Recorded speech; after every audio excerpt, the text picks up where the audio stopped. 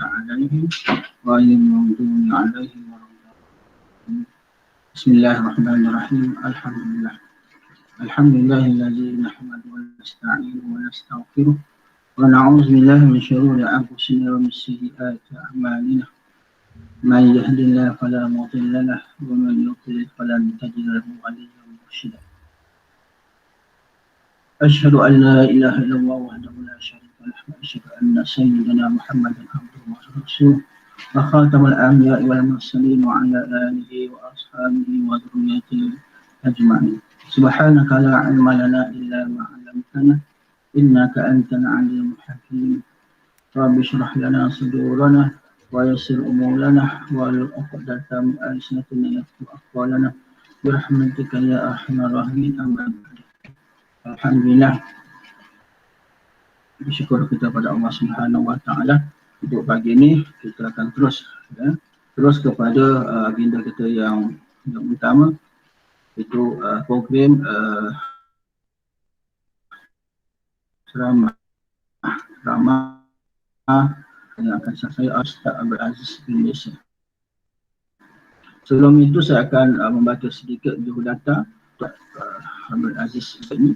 Beliau pada tahun 2006 hingga 2011 beliau mengajar di SK Danang Kota. Kemudian pada tahun 2011 hingga 2019 beliau memegang jawatan sebagai penolong pengarah di bahagian unit dakwah sektor pendidikan Islam Jabatan Pendidikan Wilayah Persekutuan Kuala Lumpur. Pada tahun 2019 hinggalah sekarang beliau berkhidmat di Sekolah Kebangsaan Seri Brunei. Beliau mendapat jazah muda pengajar ilmu wahyu Universiti Antarabangsa UiA dan juga pemegang tauliah bagi mengajar Jabatan Administrasi Wilayah Persekutuan dan Jabatan Ulama Islam. Jadi untuk pagi ini mudah-mudahan semua sahabat-sahabat seperguruan, anak-anak murid yang sama-sama ikuti dalam program pagi ini. Mudah-mudahan kalau anak-anak kalau boleh sediakan kertas, pensel, catat apa makluman yang akan diberikan oleh Al-Fadhil Ustaz Abdul Aziz sebentar lagi. Sahabat-sahabat sekalian dan anak-anak sekalian, sesungguhnya hijrah Rasulullah SAW ini merupakan satu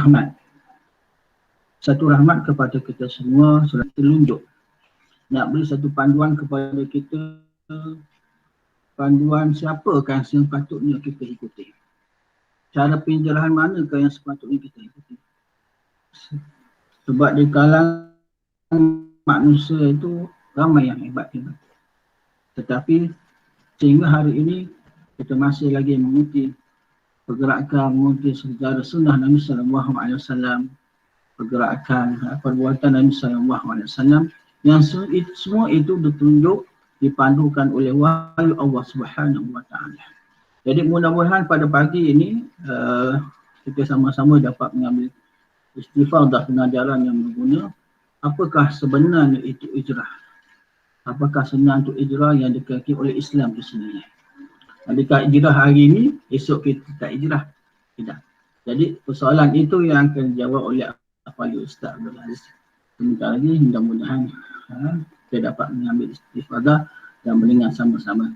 Jadi sebelum itu saya terlupa, sebelum kita teruskan kita minta dulu ucapan perasmian dulu. Saya terlupa.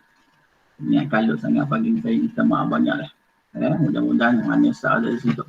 Hold down sekejap, ambil nafas sekejap. Kita beri laluan.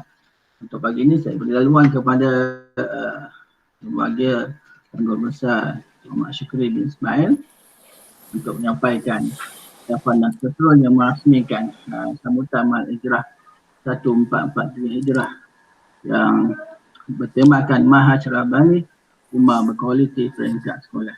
Maka dengan itu pihak media persilakan Cikgu Muhammad Syukri. Dipersilakan.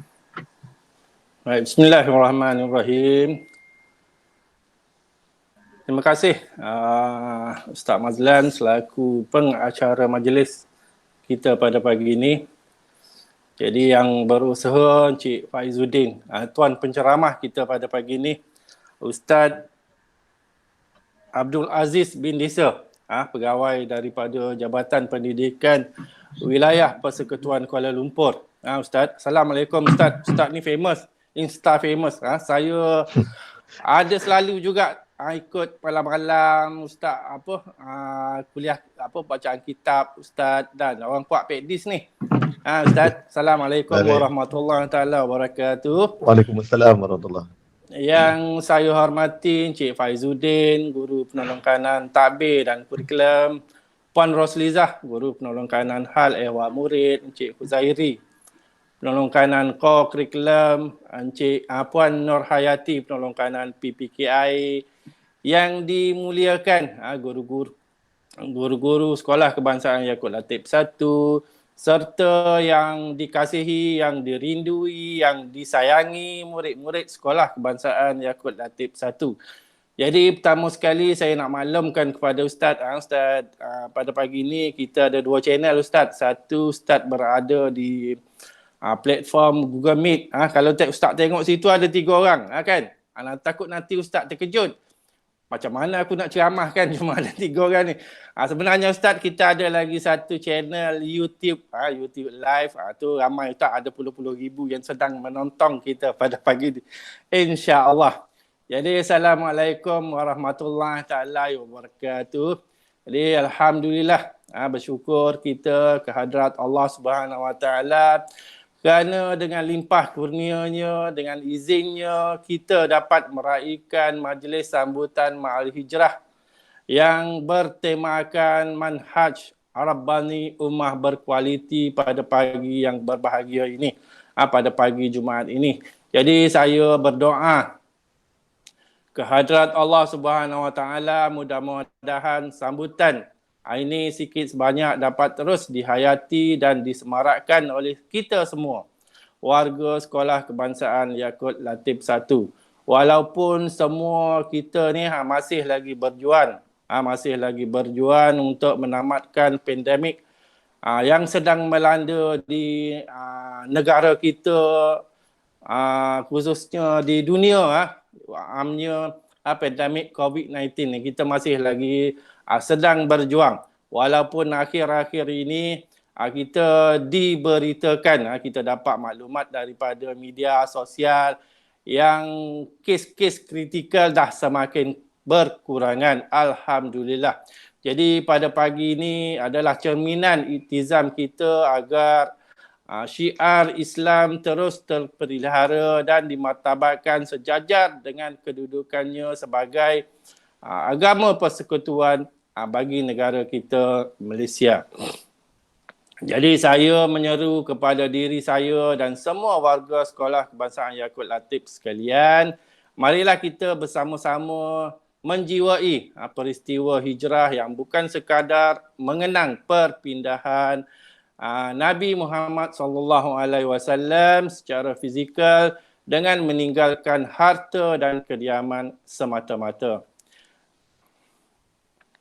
Jadi setiap tahun peristiwa hijrah ini memperteguh tekad kita untuk berusaha bersungguh-sungguh dalam mengamalkan ajaran Nabi SAW, melakukan perubahan sikap dan tindakan kita kepada sifat-sifat mahmudah dan lebih baik sebagaimana dianjurkan baginda SAW.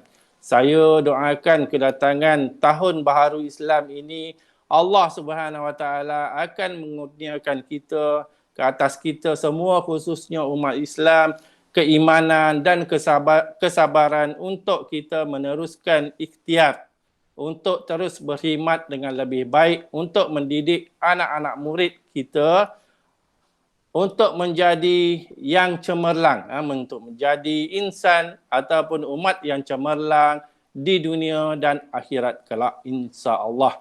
Jadi akhir sekali saya ingin mengucapkan tahniah kepada ahli jawatan kerja program sambutan Ma'al Hijrah peringkat sekolah dan kepada semua murid-murid Sekolah Kebangsaan Yaakob Latif 1 yang ada bersama-sama dengan kita pada pagi ini. Jadi cikgu doakan semoga agak senantiasa kuat dan semangat menjalani sesi PDPR dan insya-Allah kita sama-sama berdoa semoga pandemik COVID-19 ini cepat berlalu pergi. Cepat berlalu pergi dan kita semua boleh hidup seperti sebelum ni, seperti sedia kala. Akhir kata, cikgu ucapkan selamat menyambut Tahun Baru Hijrah kepada seluruh warga Sekolah Kebangsaan Yaakub Latif 1 dan juga setinggi-tinggi tahniah dan penghargaan kepada semua pihak yang terlibat dalam menjayakan majlis sambutan Ma'al Hijrah peringkat Sekolah Kebangsaan Yaakub Latif 1 bagi tahun 1443 Hijri bersamaan tahun 2021 Masihi. Jadi dengan lafaz yang suci, dengan lafaz yang mulia, Bismillahirrahmanirrahim, saya rasmikan majlis sambutan Ma'al Hijrah peringkat Sekolah Kebangsaan Yaakub Latif 1 pada tahun ini. Semoga usaha murni ini akan mendapat keredaan Allah Subhanahu Wa Taala dan ganjaran yang sentimpal daripadanya. Jadi sekian, wabillahi taufik wal hidayah. Wassalamualaikum warahmatullahi taala wabarakatuh. Terima kasih Ustaz.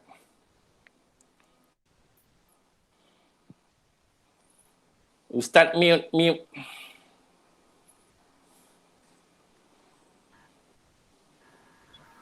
Ibuan, terima kasih ucapkan kepada Tuan Musa di atas ucapan beliau dan juga perasmian kita program Ma'al peringkat sekolah pada tahun ini. Jadi pada peringkat awal tadi saya telah beri mukadimah untuk biodata Al-Fadhil Ustaz Abdul Aziz. Jadi tanpa melengahkan masa lagi, maka pihak majlis memberi seluasnya peluang kepada Ustaz Abdul Aziz untuk menerangkan kepada kami barisan guru dan anak-anak murid apakah sebenarnya hijrah ini. Jalanan kami selaku guru-guru dan pelajar yang perlu ambil iktibar dalam hijrah Nabi sallallahu alaihi wasallam. Maka dengan itu Pak Majlis mempersilakan kepada Ustaz. Baik. Assalamualaikum warahmatullahi wabarakatuh. Bismillahirrahmanirrahim. Alhamdulillahi rabbil alamin wassalatu wassalamu ala asyrafil anbiya'i wal mursalin wa ala alihi sahbihi ajma'in. Subhanaka la ilma lana illa ma 'allamtana innaka antal alimul hakim. Rabbi shrah li sadri wa yassir li amri wahlul 'uqdatam min lisani yafqahu qawli. Allahumma iftah 'alaina futuhal 'arifina bihikmatika wanshur 'alaina wa dhakkirna ma nasina wa 'allimna ma jahilna birahmatika ya arhamar rahimin. Asyhadu an la ilaha illallah wa asyhadu anna Muhammadar Rasulullah. Hasbunallah wa ni'mal wakil wa la hawla wa la quwwata illa billahil aliyyil azim. Qala Allah Ta'ala fi kitabihil aziz, a'udzu billahi minasy syaithanir rajim. Wa man ahsanu qawlan mimman da'a ila Allah wa 'amila shalihan wa qala innani minal muslimin. Sadaqallahul azim. Yang berusaha Cik Muhammad Syukri bin Ismail, Guru Besar Sekolah Kebangsaan Yaakub Latif. Dan terima kasih kepada Ustaz Mazlan bin Ismail yang mengetuai bacaan Yasin dan juga sebagai pengacara majlis pada pagi ini. Guru-guru dan juga pelajar-pelajar serta penonton-penonton yang dirahmati Allah Subhanahu Wa Taala sekalian. Alhamdulillah, pertamanya kita merafakkan kesyukuran kehadirat Allah Subhanahu Wa Taala dengan limpah dan kurnianya kita dapat bertemu pada pagi ini. Alhamdulillah, selalu program malam. Jadi alhamdulillah kita dapat bertemu pada pagi ini sebagaimana yang disebut oleh Tuan Guru Besar kita dululah kan, satu ketika dulu saya berada di Jabatan Pendidikan hampir 8 tahun lah. Tapi alhamdulillah sekarang ni turun ke sekolah semula sebagai guru pendidikan Islam di Sekolah Kebangsaan Seri Murni. Juga samalah macam Ustaz Mazlan dan sebagainya. Jadi kita ni biasa samalah di jabatan bersama macam tu lah dengan sahabat-sahabat ni. Dan juga di sekolah pun itulah dia kita kan, insya-Allah moga-mogalah ada kebaikan kepada kita insya-Allah, di mana juga posisi yang kita ada, kepada guru-guru yang ada ni kan, di mana juga posisi kita ni di dalam majlis majlis sambutan Ma'al Hijrah ni, maknanya kita ada posisi peranan kita di dalam majlis kita. Sebiasa kita akan ada sambutan pula ambang kemerdekaan, kita ada posisi kita. Di waktu sukan kita pun masing-masing ada posisi. Kemudian kita ada sambutan Maulidur Rasul sallallahu alaihi wasallam. Maknanya semua guru-guru perlu memainkan posisi masing-masing supaya ada peranan di dalam setiap program-program yang dilaksanakan di sekolah. Jadi itu penting bagi kita. Dan saya yakin, saya percaya bahawa guru-guru di bawah pimpinan Tuan Guru Besar kita ini, terutama di Sekolah Kebangsaan Yaakob Latif ini, Masya Allah, moga-moga ianya masing-masing mempunyai memainkan peranan masing-masing.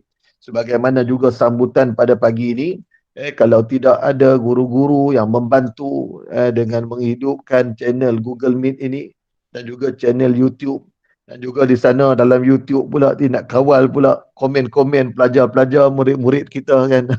Murid-murid ni dia kalau menaik tu lagi laju daripada bercakap. Kalau dalam kelas suruh bercakap, tak cakap-cakap. Kan bila menaik banyak pula dia cakap kan. Ini dia kadang-kadang jadi murid-murid yang ada di channel YouTube, tolong jaga tulisan kamu, tolong jaga komen kamu, jangan komen yang pelik-pelik. Jadi nanti kalau kata dia tak berasa lah pasti guru jauh daripada dia. Tetapi kita harap-harap Sekolah Kebangsaan Yaakob Latif, murid-murid yang baik-baik, murid-murid yang hebat-hebat, yang dididik oleh guru-guru yang hebat-hebat ini, insya-Allah mereka adalah orang-orang yang sentiasa patuh dan juga dalam keadaan berakhlak dan beradab di dalam setiap percakapan dan juga tulisan sebagaimana diajar oleh baginda Nabi sallallahu alaihi wasallam kepada kita. Jadi alhamdulillah, pertamanya saya mengucapkan jutaan terima kasih kepada pihak sekolah yang mengajak sudi menjemput saya pada pagi ini bagi berkongsi cerita ataupun ceramah berkaitan dengan dengan hijratul Rasul sallallahu alaihi wasallam. Bila kita nak sebut tentang hijrah ni, dia banyak aspek, banyak skop yang kita boleh huraikan dan juga kita boleh sebutkan. Tetapi bila mana kita bercakap dalam konteks di sekolah bersama-sama dengan guru dan juga murid-murid, dia jadi dua kelompok golongan yang berbeza. Kan? Kalau kita bercakap kalangan guru-guru saja senang.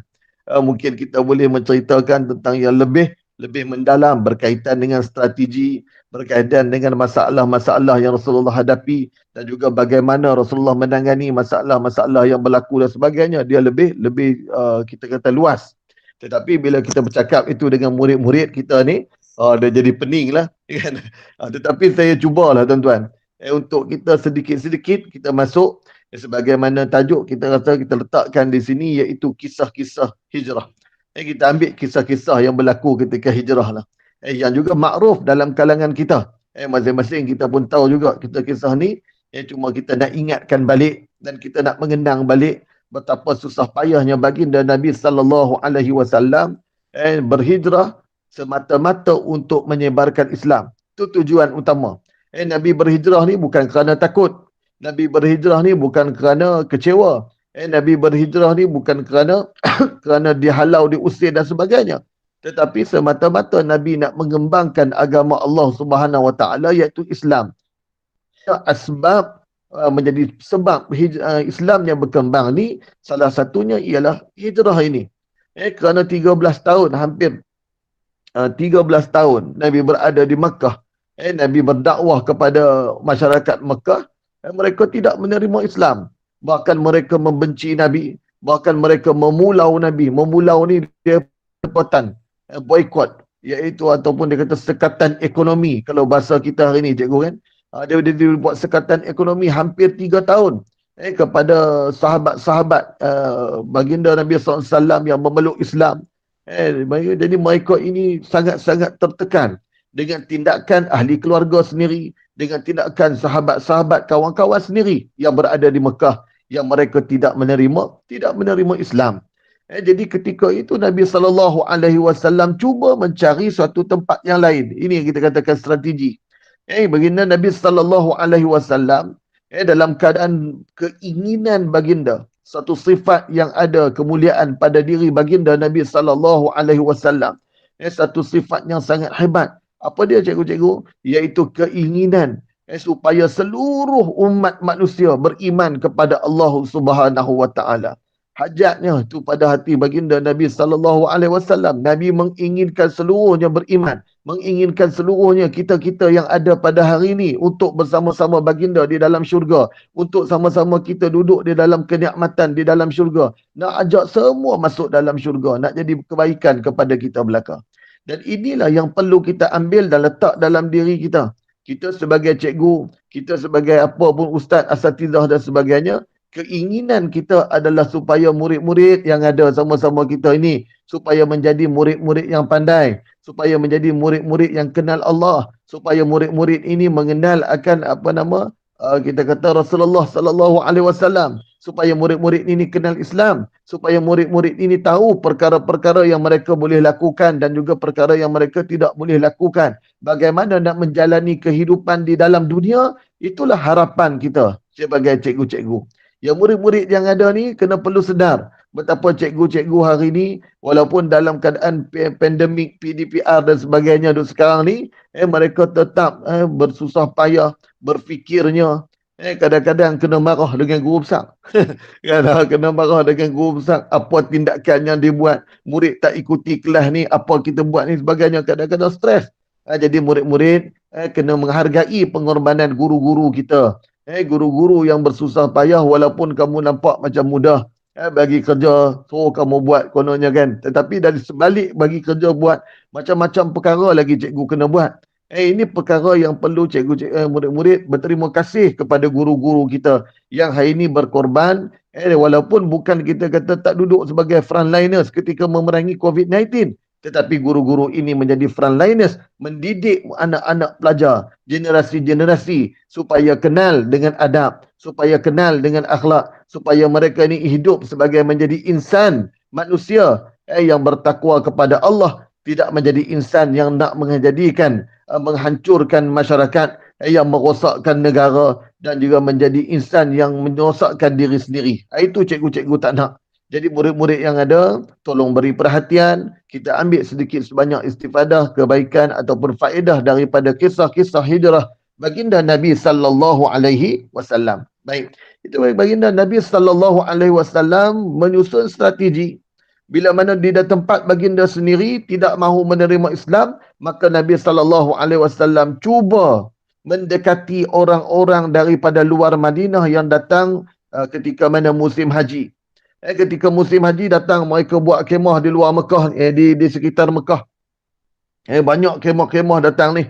Daripada kabilah-kabilah, kaum-kaum bangsa Arab. Nabi pun pergilah ke khemah-khemah ni, pergi ceritakan tentang Islam. Tanya perlahan-lahan, sembunyi-sembunyi. Nabi tak boleh pergi secara terang-terang. Nabi tak boleh buat kuliah macam kita ni. Kalau kuliah macam ni, siap panggil suruh datang, tu pun tak nak datang. Kan? Jadi kadang-kadang itulah keadaan. Nabi pergi secara senyap-senyap ketika waktu malam, keluar dengan Sayyidina Abu Bakar. Dalam senyap, keluar dan sebagainya, sampai ke khemah, panggil, berbisik-bisik. Nabi sebut nak dengar tentang Islam.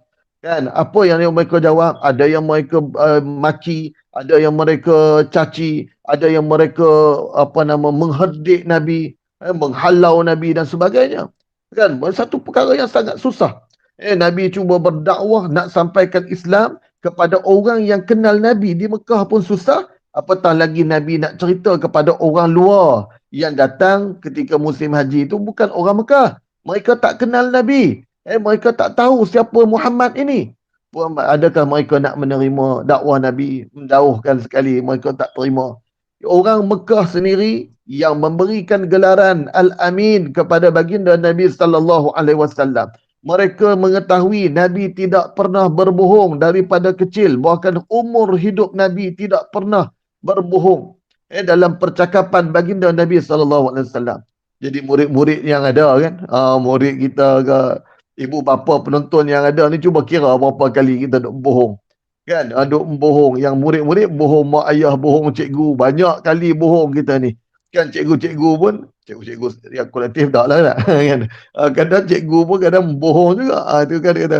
Banyak kita ni tu, memang kita ni, kalau nak sebutnya banyak perkara yang dia boleh diungkit-ungkit perbuatan-perbuatan yang kita buat. Kan? Tetapi dalam keadaan begitu, kita kata, Nabi SAW, masyarakat Arab mengetahui Nabi tak pernah berbohong.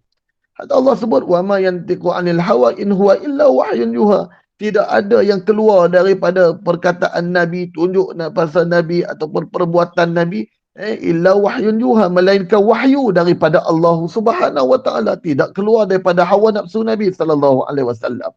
Betapa hebatnya Nabi sehingga mereka bagi gelaran Al-Amin. Al-Amin ni kita kata, kalau sekarang ni gelaran Datuk Seri ke apa tu sikit je. Tu gelaran sekarang ni tak ada ni sangatlah. Kan? Kadang-kadang kita tengok orang ni tak tahu mana pun dapat Datuk, minta maaf lah kan. Kadang-kadang ada tengok ada yang dapat Datuk, kadang perangai pun tak elok kan. Lepas tu ditarik balik Datuk dan sebagainya. Tetapi baginda Nabi SAW mendapat pengiktirafan, satu-satunya manusia yang digelar Al-Amin. Siapa yang bagi? Musyrikin Mekah. Menunjukkan Al-Amin ni apa? Yang dipercayai. Mereka memang percaya setiap butir percakapan daripada Nabi. Tapi bila Nabi membawa Islam, mereka tidak mahu menerima Islam. Mereka menentang Nabi. Mereka mengeji Nabi. Bahkan mereka mengasari baginda Nabi SAW. Ini yang berlaku di Mekah. Jadi Nabi cuba mencari satu tempat yang lain. Akhirnya pada suatu ketika setelah 11 tahun Nabi berdakwah. Maknanya kalau tuan-tuan, cikgu-cikgu, murid-murid yang dirahmati Allah SWT, kita kena tahu beberapa istilah. Istilah ataupun kita kata dalam perbahasan sirah ni, tahun ke-11 kenabian. Dari tahun ke-11 kenabian, maksudnya Nabi dah menjadi Nabi, diangkat menjadi Rasul, menjadi Nabi 11 tahun dah. Jadi pada tahun 11 kenabian. Nanti dia akan ada sebut pula tahun keberapa hijrah dan sebagainya. Ada juga nanti. Kalau di Madinah nanti dia ikut tahun hijrah. Dia tak sebut dah tahun kenabian. Di Mekah ni kebanyakan disebut tahun pada kenabian. Pada tahun 11 kenabian, baginda Nabi SAW, Nabi pun pergilah. Ketika mana di khemah-khemah, orang-orang yang datang nak buat haji di Mekah, pada suatu malam, Nabi dah pergi khemah. Nabi pergi pada satu tempat yang namanya Aqabah, yang berhampiran dengan Mina. Aqabah ni berada di kawasan Mina. Nabi pun pergi. Mina ni dekat Mekah lah. Jadi lagi murid-murid tanya pula, Mina ni di mana Ustaz? Di Mekah. Ni cerita di Mekah ni. Cerita di Mekah. Nabi pun pergi pada satu tempat namanya Aqabah. Nabi pun berjalan dengan Abu Bakar pada satu malam dalam keadaan sunyi. Kan, dalam keadaan sunyi, Nabi pun berjalan dengan Abu Bakar. Kan, pergi dengan Abu Bakar, iaitu pada tahun ke-11 kenabian. Nabi pun tiba dengar satu khemah. Berbisik-bisik satu kumpulan manusia. Iaitu mereka ini, iaitu golongan Khazraj. Daripada Yasrib. Itu pun istilah. Yasrib ialah nama lama ataupun nama asal bagi Madinah. Jadi mereka ni penduduk Yasrib. Jadi Nabi pun dengar suara, bagi tahu Abu Bakar. Ada suara orang duk sembang, pergi tengok. Kan Nabi pun dengan Abu Bakar pergi tengok. Kan bila mana Nabi Muhammad SAW bertemu dengan mereka, Nabi pun bersembang-sembang lah. Bertanyalah kepada mereka ini. Kamu ni daripada mana? Kan, kamu datang daripada mana? Kamu ni siapa dan sebagainya. Sembang. Kan, Nabi pun bersembang dengan mereka. Dengan ketika mana Nabi bertemu dengan mereka ini. Kan, jadi Nabi pun pergilah bersembang-sembang dengan mereka. Dalam keadaan begitu, Nabi dengar mereka berbual. Dalam keadaan Nabi pun bersembang, Nabi bertanya nama siapa dan sebagainya. Terdapat 6 orang pemuda. Mereka ini pemuda yang cerdik daripada Yasrib. Mereka sedang dalam keadaan kekalutan. Apa yang kalutnya? Iaitu mereka lari daripada satu tempat yang mana mereka ini duduk dalam berperang, duduk dalam keadaan tidak aman. Murid-murid yang dirahmati Allah Subhanahu Wa Taala. Kita ni nak duduk dalam satu-satu masyarakat, dalam sekolah, dalam taman rumah, dalam kawasan flat kita dan sebagainya, kita nak duduk dalam keadaan aman. Saya yakin dan percaya tidak seorang pun daripada penonton yang ada, guru-guru dan juga murid-murid yang ada, kita suka kalau duduk dalam satu tempat yang bergaduh-gaduh. Yang kejap sekali jumpa bertumbuk tepi ni. Kat tepi ni bergaduh terjerit-jerit. Yang kat sini ni sampai keluar parang pisau. Yang di sini dia keluar pistol nak tembak. Kita tak nak hidup macam tu. Kita semua nak hidup dalam keadaan aman. Tidak ada orang sejenis manusia pun yang pada akalnya sihat, yang pada hatinya baik, dia nak hidup dalam keadaan susah payah, porak-poranda, tak nak. Dan begitulah kita di Malaysia. Kita nak hidup dalam keadaan aman. Kita nak hidup dalam keadaan makmur. Kita nak hidup dalam keadaan baik belaka. Dalam keadaan begitu, pemuda ini dia orang pun pergi ke Mekah dan sambil nak buat haji. Mereka nak lari daripada hiruk-piruk, kerosakan, pergolakan yang berlaku di Yasrib. Jadi mereka pun duduk bersembang-sembang. Dan Nabi pun pergi bertanya kepada mereka, kamu ni siapa? Siapa kamu? Nabi pun tanya ni. Mereka pun menjawab, kami ni orang-orang Khazraj. Oh, Khazraj. Nabi pun kata, ni Khazraj ni dalam kalangan orang-orang Yahudi juga. Ada juga duk berkawan dengan Yahudi kan. Kerana di Madinah ada bangsa Yahudi. Madinah ni masyarakat dia majmuk. Kan, masyarakat dia majmuk. Jadi Nabi pun terus teka. Nabi tahu dah. Kan Nabi pun teka, kamu ni daripada juga, ada juga kalangan Yahudi di sana kan. Oh, mereka pun jawab, ya betul. Oh, lepas tu mereka pun heran. Mereka ni cikgu-cikgu minta maaf tu. Mereka, kan, bahasa Kedah. Kan, mereka pun merasa hairan. Macam mana Muhammad ni tahu ni? Dia orang tak kenal Rasulullah. Bahkan Nabi datang waktu malam. Kan waktu malam tu mana ada elektrik macam kita murid-murid. Kan, tak ada elektrik, lampu. Kamu tekan switch menyala lampu. Kan, kadang-kadang bil mencanak naik. Kan, tambah musim PKP ni. Waktu tu tak ada lampu. Ada pun pelita yang mungkin tak nampak muka samar-samar, muka tak nampak, tak clear. Kan? Orang pun tak tahu siapa dia. Muhammad ni tiba-tiba mari tanya daripada mana. Kemudian teka pula, kamu ni juga berkawan dengan golongan bangsa Yahudi di Yasrib. Oh, dia kata betul. Nah, jadi Nabi pun tanya. Nabi tanya kepada mereka, sudikah kamu duduk mendengar? Aku akan menceritakan kepada kamu. Aku nak cerita satu benda. Nabi ni dengan baginda Nabi SAW cakap baginda lembut, cakap baginda tertib. Baginda Nabi SAW manusia yang paling baik murid-murid, yang paling hebat, yang perlu kita contohi. Nabi tanya dengan baik kepada mereka, nakkah aku cerita kepada kamu satu cerita apa yang aku bawa? Yang pemuda tadi ni, yang mereka dalam keadaan resah ni, dengar saja suara Nabi ni, mereka rasa tenang. Kan, mereka rasa hilang gusar tentang peperangan yang berlaku tempat mereka tadi. Jadi mereka pun dengarlah cerita Nabi SAW. Nabi cerita tentang Islam, Nabi cerita tentang Allah. Dan benda itu rupa-rupanya murid-murid, guru-guru yang dirahmati Allah, golongan ini telah dengar daripada cerita orang-orang Yahudi dan juga Nasrani yang berada di Yasrib. Mereka dah dengar dah. Kan, tentang kenabian, seorang Nabi yang akan menjadi pembela, yang akan menegakkan agama, yang akan menyatu padukan masyarakat. Nabi membawa Nabi membawa penyatuan masyarakat. Nabi tidak membawa perpecahan. Sebab tu kita ni orang Islam mesti berada pada asas bersatu padu. Kita tidak boleh berpecah belah. Dalam keadaan apapun ideologi kita, apapun pemikiran kita, kita Islam, kita mesti bersatu padu, mesti menjaga Islam kita ini. Yang mana kita berada di dalam negara kita ini juga negara Islam, maka kita perlu menjaga Islam kita. Tetapi bagaimana nak jaga? Sebab tu murid-murid kena mendalami Islam, kena memahami Islam, kena belajar tentang Islam, dan juga guru-guru perlu menambah ilmu-ilmu tentang Islam. Dan moga-moga kitalah menjadi pendukung-pendukung yang sebagaimana Rasulullah yang membawa kepada golongan ini. Ini mereka ini siapa? Dia kata kena kenal jugalah. Sahabat-sahabat inilah mereka ini pencetus kepada gerakan Islam di Madinah. Bukan pencetus ummah. Pencetus ummah lah ni. Pencetus ummah ketika zaman Nabi. Kan kita ni ada pencetus ummah juga. Kan? Zaman ni, yang inilah mereka ini pencetus kepada gerakan Islam di Madinah. Iaitu siapa mereka ini? As'ad bin Zurarah. Yang pertama As'ad bin Zurarah, Aun bin Al-Haris, Rafi' Al-Malik, Qutbah bin Amir, Uqbah bin Amir, Jabir bin Abdullah. Qutbah dengan Utbah ni adik-beradik. Kan? Jadi ada 6 orang murid-murid. Mereka inilah yang menyebabkan ataupun kita kata ditakdirkan Allah Subhanahu Wa Taala antara pencetus gerakan Islam di Madinah. Masya Allah. Tahun ke-11 kenabian, pada satu malam yang kita rasa Nabi pun mungkin tak sangka perkara ini berlaku, tetapi ianya atas takdir Allah Subhanahu Wa Taala, atas petunjuk Allah Subhanahu Wa Taala. Mereka ini dalam keadaan golongan 6 orang ni adalah orang yang bijak pandai. Kan kerana mereka ni lari daripada peperangan yang berlaku di Yasrib, mereka ini cari ketenangan, datang buat haji di Mekah. Kan dalam keadaan itu mereka menerima Islam yang dibawa oleh Rasulullah sallallahu alaihi wasallam.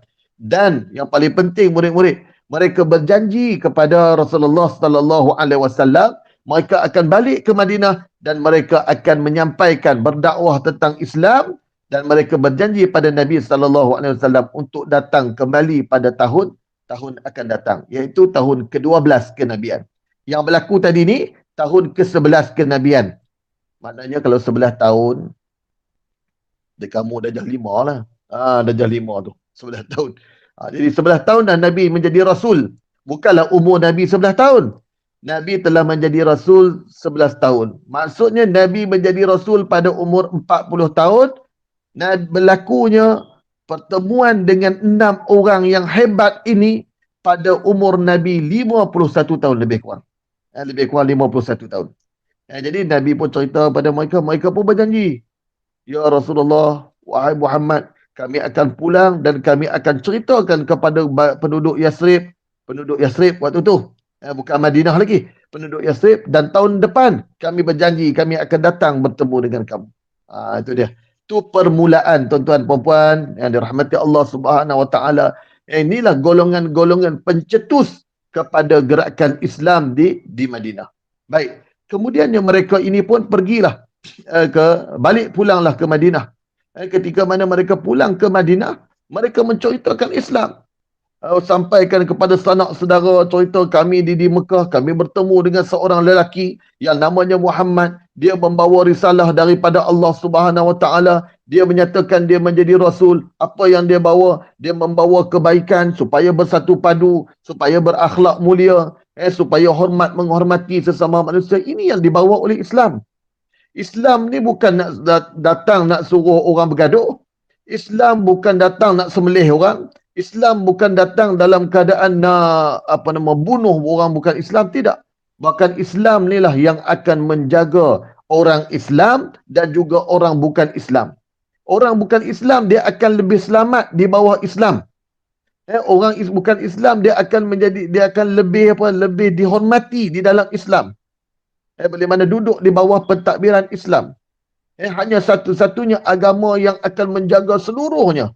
Yang menjaga seluruh kehidupan manusia. Kenapa? Agama Islam ini adalah daripada Allah. Allah yang mencipta seluruh manusia. Allah yang menciptakan seluruh makhluk. Dan Allah tahu apa keperluan manusia. Baik. Murid-murid, guru-guru yang dirahmati Allah Subhanahu Wa Taala sekalian. Baik. Kemudian pada tahun ke-12 kenabian, tahun depan. Yang tadi kita cerita 11 kenabian, tahun depan mereka datang balik. Mereka dah berjanji dengan Nabi akan datang, dan tiba mereka datang balik bertemu di tempat yang sama. Di tempat yang sama. Datanglah mereka. Kali ini mereka datang dengan 12 orang lelaki. Termasuk 5 orang yang datang dah tahun lepas. Datang pula dengan tambah lagi dengan 7 orang lelaki. 12 orang tambah 7. Seorang tak datang, ada lagi 7 orang ikut. Jadi mereka ini dah memeluk Islam dah. Datang nak meluk Islam lah. Datang nak jumpa Rasulullah SAW. Kan, semangat ni murid-murid, guru-guru kan daripada Madinah datang ke Mekah ni. Madinah dengan Mekah ni lebih kurang 500 km lah, senang sebut. Lebih kurang lah, 500 km, 400 lebih. Kan, ibarat kita datang, kita daripada Kuala Lumpur ni sampai ke Mekah. Daripada Kuala Lumpur sampai ke Mekah pula. Dari Kuala Lumpur sampai ke Kedah. Lebih kurang tu lah, Kedah sampai Perlis tu. Lebih kurang 500 km. Tapi mereka tidak naik bas. Dia tak ada kereta. Tak ada motosikal besar. Tak ada kenderaan-kenderaan yang hebat-hebat ni, tak ada. Mereka ini hanya berjalan kaki, naik unta. Kalau ada pun kuda. Kuda pun nak naik dekat padang pasir bukannya mudah. Jadi sahabat-sahabat, tuan-tuan, puan-puan, guru-guru, murid-murid, mereka ini bersusah payah datang ke Mekah. semata-mata ingin bertemu dengan Rasulullah sallallahu alaihi wasallam. Dalam keadaan begitu, minta maaf tuan-tuan. Duduk di rumah ni macam ni. Bye-bye dah. Bye-bye. Okay. Dia nak babai kan, dia nak masuk interframe, nak babai. Minta maaf tuan-tuan, ada iklan. Dia apa nama kecil ni. Baik. Jadi dalam keadaan begitu tuan-tuan perempuan yang dirahmati Allah Subhanahu wa taala, datang 12 orang lelaki daripada Madinah, daripada Yasrib. Mereka bertemu dengan Rasulullah SAW pada tahun ke-12 Hijriah. Tahun ke-12 kenabian. Maknanya tahun ke-12 Nabi menjadi Rasul, iaitu pada lebih kurang umur Nabi 52 tahun. Baik. Lebih kurang 52 tahun. Kemudian mereka bila dah mereka datang, yang datang ini berlakunya satu, murid-murid boleh salin, perjanjian Aqabah yang pertama. Ini perjanjian Aqabah yang pertama. Perjanjian Aqabah yang pertama berlaku pada tahun ke-12 kenabian bersama-sama dengan 12 orang lelaki daripada Yasrib. Perjanjian ni apa? Bai'ah. Bai'ah ni apa? Dia punya janji setia kepada Rasulullah SAW. Macam kamu, maka kami rakyat Malaysia berikrar. Itu tu. Kita tu janji setia tu. Kan kepercayaan kepada Tuhan, kesetiaan kepada raja dan negara. Tu semua benda-benda tu kan kita berjanji tu. Kan? Kalaulah kita kata kepercayaan kepada Tuhan tapi kita tak percaya kepada Tuhan, salah lah tu. Kan dah kita berikrar dah. Kan? Begitulah juga dengan sahabat-sahabat Nabi ini, mereka ini memeluk Islam dan kemudian mereka berbai'ah, berjanji kepada Rasulullah SAW beberapa perkara. Itu saya tak cerita lah perjanjian tu. Saya nak cerita laju je. Okey, kemudian setelah berlaku perjanjian Aqabah yang pertama ini, mereka pun balik ke Madinah. Mereka pun pulang ke Yasrib. Yasrib dulu Mereka pun pulang ke Yasrib. Bila mereka pulang ke Yasrib, sampai di Yasrib mereka berdakwah. Dalam pada masa yang sama, Nabi telah mengutuskan seorang orang Mekah, seorang lelaki daripada orang Mekah untuk menjadi duta Islam yang pertama di Yasrib. Zaman Nabi dah ada duta dah. Bukan zaman kita saja cikgu-cikgu. Kan, zaman Nabi dah ada mengamalkan ni konsep duta ni. Apa yang dia buat? Dia akan pergi di sana, dia menceritakan tentang Islam, mengajar tentang Islam, menyebarkan Islam. Dalam kalangan orang-orang di Madinah. Kerana Nabi tak pergi lagi. Nabi Muhammad SAW tak pergi lagi, sahabat-sahabat lain tak pergi lagi. Orang Madinah ni dia orang datang, kemudian dia orang tak ada apa-apa. Islam balik macam tu saja. Apa amalan mereka tak tahu. Jadi datang pula berbai'ah pada Nabi, mereka pun tak tahu nak buat apa. Jadi mereka tak tahu nak buat apa. Nabi Muhammad SAW menghantar seorang pemuda. Ini antara pemuda yang hebat. Murid-murid tolong ingat nama dia. Siapa nama dia? Mus'ab bin Umair. Masya Allah. Mus'ab bin Umair seorang pemuda yang sangat hebat. Mus'ab bin Umair ni di Mekah, murid-murid cikgu-cikgu, orang yang anak orang kaya, anak bangsawan. Baju dia ni Allah, Masya Allah. Kan hebat lah. Kan hebat lah. Kalau berjalan ni semua orang kagum lah. Dia punya, dia kaya ni. Kan? Tetapi dia memeluk Islam dan tinggal segala kekayaan yang dia ada. Mak dia pun tak bagilah allowance baju, tak bagi allowance makan pun tak bagi. Kan kenapa? Kerana dia Islam. Mak dia tak suka, ayah dia tak suka. Kan? Tapi dia tetap ikut Rasulullah SAW dan Nabi hantar Mus'ab pergi ke Madinah untuk menjadi duta Islam yang pertama. Ke Yasrib lah, Yasrib. Ustaz kadang-kadang tertukar. Kan? Jadi pergi ke Yasrib. Menjadi duta Islam yang pertama di Yasrib. Jadi tahun ke-12 kenabian, yang datang bai'ah 12 orang dan Nabi hantar seorang duta, iaitu namanya Mus'ab bin Umair. Baliklah mereka ke Madinah. Sampai di Madinah berdakwah, berkempen kan, cari kemudiannya, cari siapa-siapa ni nak boleh sokong, nak boleh nak memeluk Islam, nak dah ikut Islam. Orang Madinah ni bila dengar tentang Islam, Masya Allah, berbeza dengan sikap orang Mekah. Orang Mekah ada yang nak beriman tapi mereka ni dihalang. Tetapi di Madinah, Alhamdulillah, murid-murid yang dirahmati Allah, guru-guru kan, apa strategi yang dibuat oleh Mus'ab dan juga sahabat-sahabat yang telah Islam ni? Apa strategi mereka? Mereka telah mendekati ketua-ketua. Di Mekah ni, ketua-ketua mereka ni tak nak masuk Islam. Pembesar-pembesar ni tak nak. Pembesar-pembesar ni menteri-menteri lah. Menteri di Mekah waktu tu. Kan? Jadi di Madinah ni bila pergi ke sana, pembesar-pembesar, menteri-menteri, ketua-ketua ni, dia orang nak terima. Yang banyak masuk Islam ni yang ketua-ketua. Bila ketua-ketuanya Islam, anak-anak buah ni ikut belakang. Itu dia cikgu-cikgu kan, macam kita ni lah. Guru kita, guru besar kita ni, seorang yang Islami buat majlis begini. Kan, katalah contoh, kita kata kalau guru besar yang tak Islami, majlis apa? Mak Hijrah. Tak payahlah. Kan, kalau di Malaysia tak ada lah macam tu. Di sekolah-sekolah kita tak ada lah macam tu. Tapi kalau nak sebutnya, kalau lah guru besar yang tak Islami, apa dia? Dia kata nak apa? Kita buat Maulidur Rasul. Tak payah Maulidur Rasul. Tak boleh. Kan dia kenapa? Tak Islamik. Kan kalau orang yang Islamik, bagus buat ni, buat Google Meet. Dengan Google Meet sambung pula dekat YouTube supaya orang lain boleh tengok macam guru besar sebut tadi. Masya Allah. Kan kenapa? Nak menyampaikan ilmu, nak menyampaikan dakwah tu. Siapa yang buat Google Meet dapat pahala. Siapa yang sambung kepada YouTube tu dapat pahala. Siapa yang join pun dapat pahala. Masya Allah. Berpanjang-panjang pahala kita insya Allah. Jadi dalam keadaan mereka ini, balik mereka cerita kepada ketua-ketua di Madinah. Dia pandai tackle ketua-ketua dulu.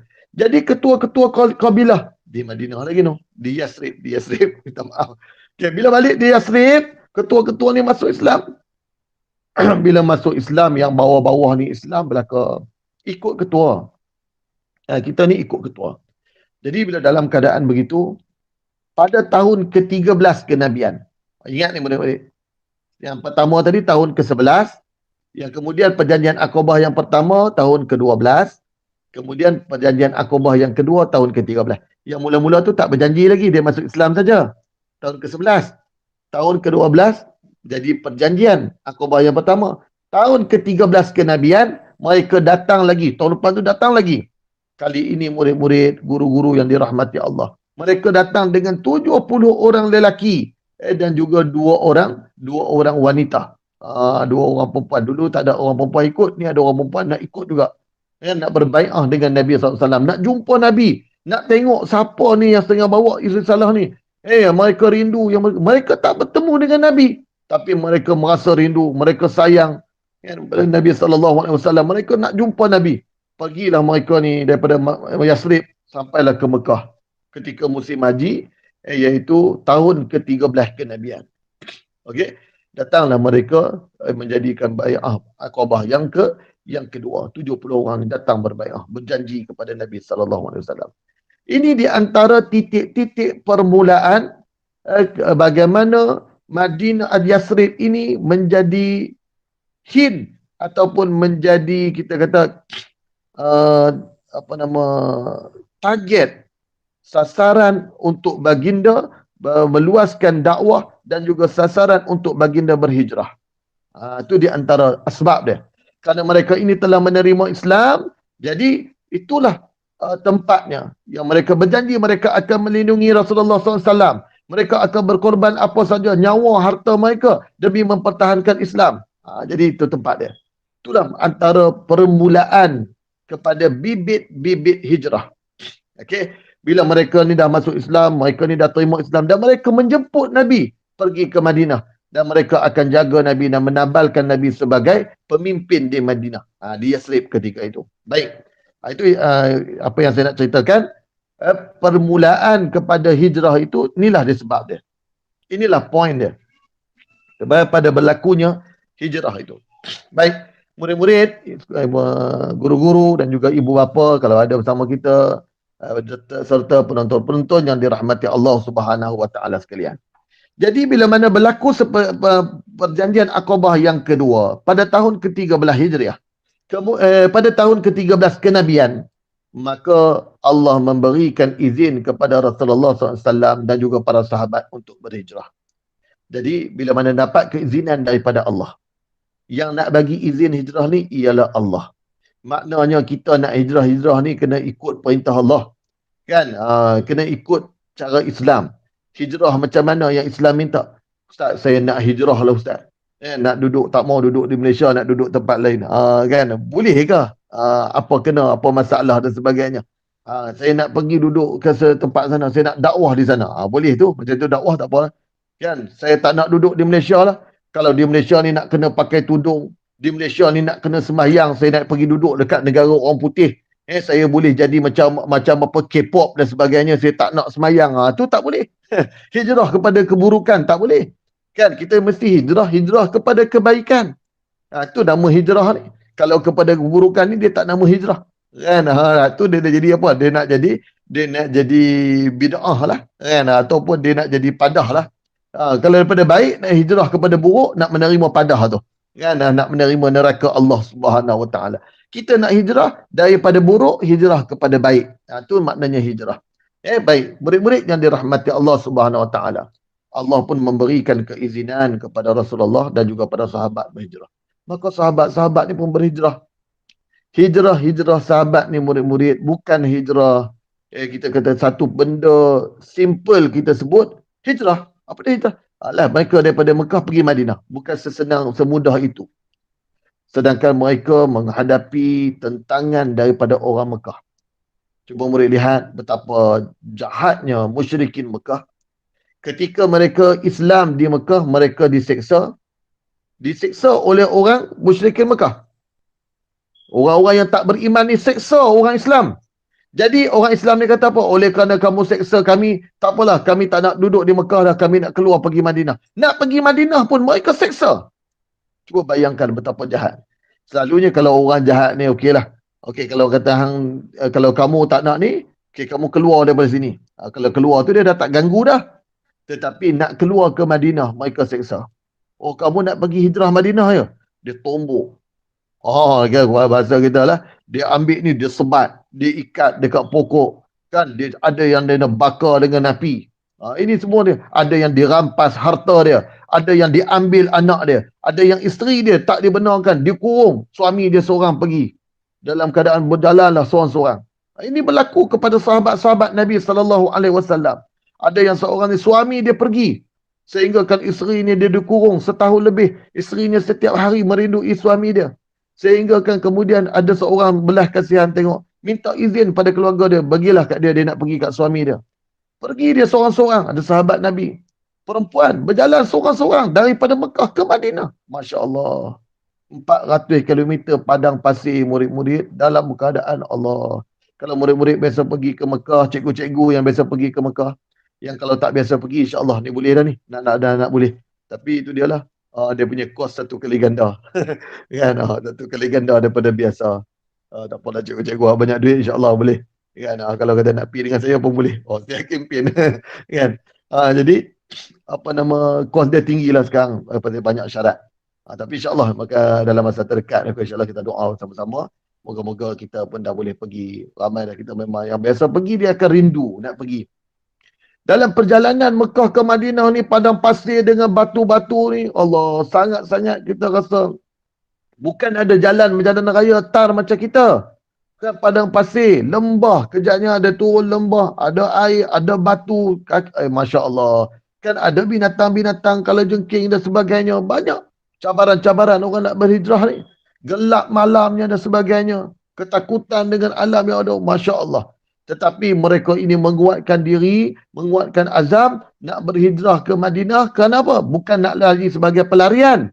Tetapi mereka nak bersama-sama dengan orang Madinah, menghidupkan Islam di Madinah. Di Yasrib ketika itu. Murid-murid yang dirahmati Allah Subhanahu Wa Taala sekalian.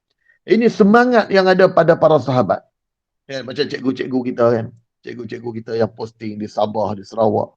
Semangat nak mengajar tu sampai naik bot. Pagi-pagi naik bot, kadang duduk malam tak ada elektrik, ada setengah-setengah kawasan kan, Masya Allah. Itu guru-guru semangat. Dan guru-guru di Kuala Lumpur pun semangat juga cikgu. Kan? Semangat juga duduk dalam jam. Kan? Walaupun kita kata kita ni mudah naik kereta, naik motor, Masya Allah, cabaran. Cikgu-cikgu yang naik motor tu nyawa atas jalan raya. Kan menyelitnya apa sebagainya. Murid-murid ada mak ayah yang keluar bekerja. Nyawa atas jalan raya tu. Kan mudah sangat nak mati di atas jalan raya tu. Kan ni cabaran. Masing-masing semua orang ada cabaran di dalam kerja buat mereka. Jadi murid-murid, ibu bapa, guru-guru yang dirahmati Allah Subhanahu Wa Taala, orang-orang musyrikin Mekah, hati dia sangat busuk, hati dia sangat jahat, sehingga mereka ni nak berpindah ke Madinah pun dihalangnya, ditekannya, bahkan disiksa, dan ada yang diambil harta mereka. Baik, kemudian sampailah sahabat-sahabat semua pakat dengan secara senyapnya, ada yang secara terang-terangnya, Sayyidina Umar secara terang, sahabat-sahabat lain secara senyap-senyap. Ada yang nak berhijrah tak sempat berhijrah, di Sula. Sebagaimana kisah Sumayyah, kan, keluarga Yasir dan sebagainya. Kemudiannya banyak lagi kisah-kisah yang berlaku. Jadi sampailah sahabat ada yang pergi, kemudiannya tinggallah Rasulullah sallallahu alaihi wasallam dengan Sayyidina Abu Bakar dan juga beberapa orang sahabat yang lain. Masih lagi belum berhijrah. Kan? Jadi bila mana satu ketika Nabi sallallahu alaihi wasallam nak berhijrah. Bila mana Nabi sallallahu alaihi wasallam nak berhijrah, sebelum itu Abu Bakar bertanya kepada Rasulullah sallallahu alaihi wasallam. Kan? Rasulullah Abu Bakar tanya, "Ya Rasulullah, izinkan aku berhijrah." Nabi bagi tahu Abu Bakar, Allah tak izinkan lagi. Kan, Allah tak izinkan lagi. Sedih Abu Bakar. Yang sahabat-sahabat lain hijrah, kan, Abu Bakar pun nak hijrah. Abu Bakar takut Rasulullah tinggal dia. Kan, sebenarnya Rasulullah akan berhijrah dengan Sayyidina Abu Bakar. Ini antara manusia hebat, manusia yang sangat, kita kata ni, dia berkorban nyawa dia bersama Rasulullah sallallahu alaihi wasallam. Jadi murid-murid yang dirahmati Allah Subhanahu Wa Taala sekalian, kita tengok satu kisah lagi. Ketika mana Rasulullah dan juga para sahabat dah berhijrah. Dah berhijrah dah kan? Rasulullah belum berhijrah. Sahabat-sahabat lain dah berhijrah, Rasulullah pun nak berhijrah. Kan? Bila tengok, dengarkan yang sahabat-sahabat ramai dah berhijrah, orang-orang musyrikin Mekah ni dia menjadi tak ketahuan. Tak ketahuan. Dia menjadi apa? Dia jadi resah. Dia rasa tercabar. Dia tercabar. Sebab apa dia rasa tercabar? Kan, dia orang tak suka mereka ni meluk Islam, biarlah mereka pergi. Tak. Dia orang tak begitu fikirnya. Mereka kata bila mana Islam nanti berkembang di Yasrib, nanti Islam tu akan mencabar kita. Islam tu akan mengganggu kita. Dan nanti ramai orang daripada Syam yang nak berdagang sampai ke Yaman, dia akan singgah di Madinah je. Tak singgah dah dekat Mekah. Dia fikir macam tu. Mereka ni akan membina satu kekuatan. Dan Muhammad dia kata mesti akan membina satu ekonomi yang hebat nanti di Madinah dan akan menyaingi Mekah. Orang Mekah ni dia mula rasa busuk hati. Dia rasa tercabar. Dia kata bahaya ni. Tak boleh kita biarkan Muhammad pergi ni. Dia kata. Yang orang lain dah pergi dah. Nabi belum hijrah lagi. Nabi tak hijrah lagi. Jadi orang-orang musyrikin Mekah ni, mereka kata, tak boleh jadi. Jadi mereka ni musyrikin, pembesar-pembesar musyrikin Mekah. Pembesar-pembesar ni murid-murid, cikgu-cikgu senang faham, menteri-menteri Mekah waktu tu. Menteri-menteri Mekah waktu tu. Bukan menteri kita ni, tuan-tuan dengan kata menteri, menteri kita ni dah. Menteri lah. Orang-orang besar, ketua-ketua yang dipilih di Mekah waktu tu. Mereka pun berfikir, buat satu persidangan. Panggil persidangan khas. Persidangan khas Parlimen Mekah. Waktu itulah. Dan Parlimen Mekah. Di mana parlimen dia? Bukan bangunan parlimen ni. Nama dia Darun Nadwah. Di Mekah ni pun ada sidang parlimen. Sidang parlimen ni menteri-menteri ni lah. Pembesar-pembesar ni tadi. Mereka akan bermesyuarat di situ. Bawa satu usul tergempar. Iaitu apa? Bagaimana kita nak buat dengan Muhammad ni? Sahabat-sahabat dia pakat semua dah berhijrah ke Mekah. Sekarang ni dia belum hijrah lagi. Apa yang kita perlu buat pada dia? Dia buat persidangan. Bincang usul tergempar. Bawa usul dia apa? Apa tindakan kita bila mana mereka berhijrah ke Madinah dan apa tindakan kita terhadap Muhammad? Dia panggil Muhammad lah. Dia orang tak panggil Rasulullah. Dia orang tak beriman dengan Nabi. Kan? Jadi dia buat usul. Bukalah sidang parlimen dia. Di Darun Nadwah. Di Mekah. Jadi menteri-menteri ni berapa orang menteri? Lebih kurang 7 orang menteri. Datang duduk bincang. Kan bincang. Hak seorang ni bagi. Yang berhormat. Kan? Yang berhormat kan dia tak? Yang berhormat. Saya cadangkan kita tangkap dan penjarakan dia. Dia kata tak boleh. Kita dah biasa penjara dah dia. Kan? Dulu Nabi biasa kena penjara. Dengan golongan musyrikin Mekah. Mereka jahat. Mereka buat sampai macam tu kepada Nabi kita yang mulia. Jadi kemudian dia kata, kita ikat dia. Macam-macam lah cadangan ni. Bagi cadangan. Kan? Semua pakai tak boleh nak mikir. Ni dalam parlimen ni. Tak boleh nak mikir. Tiba-tiba ada seorang lelaki datang yang mereka tak kenali daripada mana. Seorang tua. Marilah seorang tua ni. Kan, dengan tongkatnya, dengan tua. Kan, orang tua pun dia main. Dia pun tanya, siapa ni? Kan, orang tua tu kata, aku ni daripada penduduk Najd, satu bangsa. Najd. Najd ni di Mekah lah. Di kawasan Saudi tu ada satu tempat yang nama Najd. Kan, dia menyamar.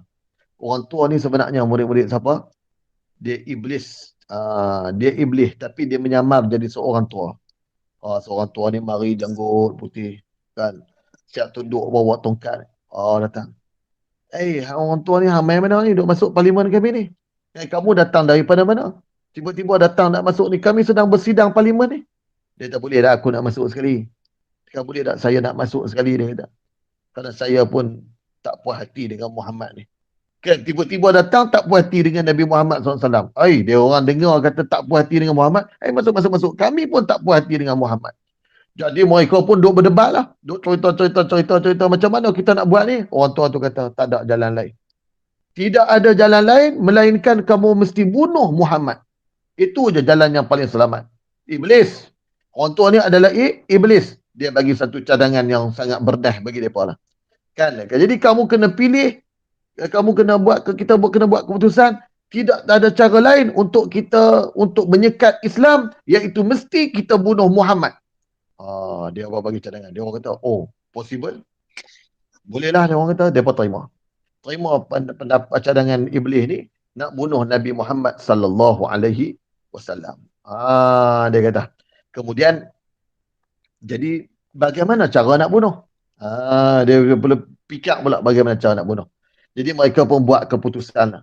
Kata, kita cari dalam kalangan kabilah-kabilah kaum-kaum kita ni, setiap seorang daripada setiap kabilah yang ada, setiap parti ya, kabilah ni bukan parti, kabilah ni kita kata keluarga Arab-Arab ni dia ada kabilah.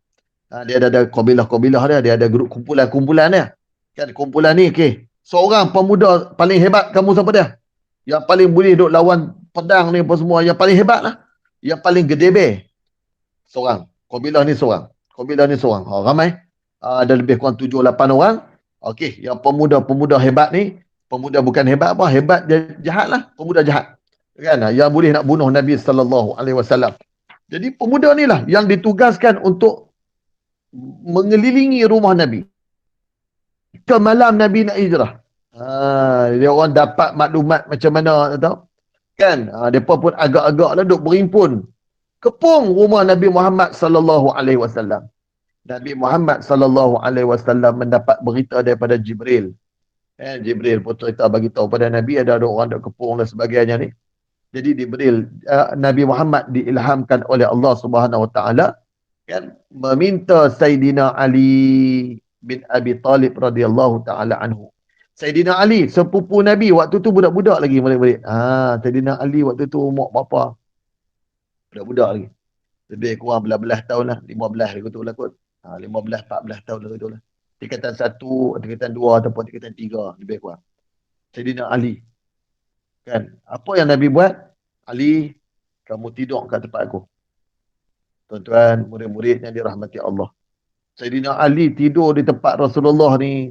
Risiko yang sangat tinggi. Takut-takut geng-geng apa yang jahat tadi ni masuk-masuk tikam tu mati. Mati. Tetapi Sayyidina Ali ni semangat dia, keberanian dia. Rasulullah, baik. Settle. Tidur. Sayyidina Ali tidur tempat Nabi. Kan Nabi nak keluar ni, Sayyidina Ali tidur. Yang dekat luar ni pemuda-pemuda yang nak bunuh Nabi. Masya-Allah, murid-murid. Kan? Jadi Nabi sallallahu alaihi wasallam kemudian keluar daripada rumah, turun firman Allah Subhanahu wa taala, wa ja'alna min baini aydihim saddan wa min khalfihim saddan fa aghshaynahum fa hum la yubsirun. Mereka tak nampak Nabi keluar. Kan Nabi keluar daripada rumah tu mereka tak nampak. Kan terlena habis, tertidur. Mereka ni dalam keadaan ada yang tertidurnya, ada yang jaga mata tak nampak. Nabi keluar dalam keadaan mereka tak tahu, tak perasan Nabi keluar. Kan dalam keadaan lama mereka ni duduk tunggu. Dengar kata Muhammad nak keluar ni pun lama sangat ni. Mereka pun pecah rumah masuk tengok Sayyidina Ali. Nasib baik mereka tak tikam terus. Nasib baik pemuda-pemuda ni tak tikam terus dalam selimut. Kan dia selak-selak selimut. Ali. Ali pun bangkit duk gosok-gosok mata ni. Pasal apa ni? Nah, kan. Pasal apa? Mana Muhammad? Tak tahu. Ya, nah, dia tanya, mana Muhammad? Tak tahu. Dia orang dah mereka telah ditertipu dengan apa hailah. Nabi Muhammad SAW, mereka ni dalam keadaan Nabi keluar, mereka tak sedar. Itu hebatnya baginda Nabi SAW. Mukjizat yang ada pada Rasulullah SAW. Rasulullah keluar daripada rumah ketika mana mereka tak perasan. Mereka tertipu dengan diri mereka sendiri. Sedangkan mereka jaga mereka tu tak sedap. Mereka tak sedap. Itu dia apa nama hebatnya Rasulullah sallallahu alaihi wasallam. Baik. Murid-murid, guru-guru yang dirahmati Allah Subhanahu wa taala sekalian. Maka keluarlah Rasulullah sallallahu alaihi wasallam bersama-sama dengan Sayyidina Abu Bakar. Keluar dengan Sayyidina Abu Bakar, tuan-tuan. Yang mana dalam keadaan keluar tinggalkan Mekah dengan Sayyidina Abu Bakar. Kemudian baginda Nabi sallallahu alaihi wasallam menyusun strategi. Ni strategi. Kerana dalam satu-satu perjalanan, dalam satu-satu perkara yang Nabi nak buat, ada strategi. Nabi berbincang. Bahkan strategi Nabi ni diberikan dan diredai oleh Allah Subhanahu Wa Taala. Ya, itu hebatnya baginda Nabi SAW. Strategi Nabi ni dipandu oleh Allah. Kan, Nabi pun susun. Abu Bakar, sekarang ni siapa dia? Abdullah bin Abu Bakar. Nanti dia akan bawa kambing-kambing. Dan Abdullah ni akan pantau kedudukan kita. Dan Abdullah ni akan pergi ke Mekah, dengar apa yang orang Mekah sembang, cerita strategi mereka. Nanti dia akan sampai kepada Rasulullah. Ni Abu Bakar. Asma binti Abu Bakar, anak Sayyidina Abu Bakar, perempuan. Nanti Asma, bila kami berlindung dekat Gua Sur, Asma tolong bawa makanan ya. Hantar makanan. Asma pergi. Ini dia antara peranan-peranan Nabi dah susun dah. Kan, ada yang nak tutup jejak kaki Rasulullah dengan bawa unta dan bawa kambing. Nabi dah susun. Itu perlu pada strategi. Macam kita di sekolah lah, cikgu-cikgu kan. Macam-macam ada strategi. Kan, jadi strategi ni masing-masing lah. Kan, guru besar tanya, apa strategi nak menangani ni? Kita pun bagi tahu lah kan strategi kita buat dan sebagainya lah. Jadi masing-masing ada strategi ni, jangan condemn lah. Kan, yang paling cantik ni kita boleh terima lah. Mana masing-masing ada kelebihan masing-masing, insya-Allah kan. Jadi kita kena hormati pandangan orang. Jadi Rasulullah SAW susun strategi. Yang tadi juga musyrikin Mekah, Abdullah bin Abu Bakar pergi ke Mekah, mereka kata Rasulullah Muhammad dah terlepas. Dah hilang dah terlepas dah hijrah. Hampa ni buat macam mana? Bergaduh. Bergaduh musyrikin ni. Macam mana hampa duk kepung ni? Kamu kepung rumah dia. Macam mana dia boleh terlepas? Kami pun tak tahulah masa bila dia keluar. Kan? Jadi yang pemuda-pemuda jahat ni pun tak tahu bila masa keluar. Jadi oleh kerana itu pun bergaduh lah, bising lah. Lepas tu kemudian menteri-menteri tadi ni, Mekah tadi dia kata, siapa yang boleh tangkap Muhammad, kita akan bagi 100 ekor unta. Dia kata 100, ni, bagi banyak lah. Kan kita bagi 100 ekor unta. Wah, dia bagi tawaran macam tu. Woi, banyak 100 ekor unta ni. Kan, jadi banyak. Dalam keadaan begitu, bagi tawaran orang Mekah ni pun yang nak pada duit ni, orang masing-masing pun nak carilah Nabi Muhammad kat mana. Kan, mari masing cari, sampailah mereka sampai di Gua Sur. Kan, jadi dalam perjalanan Nabi dengan Abu Bakar, Nabi berlindung di Gua Sur.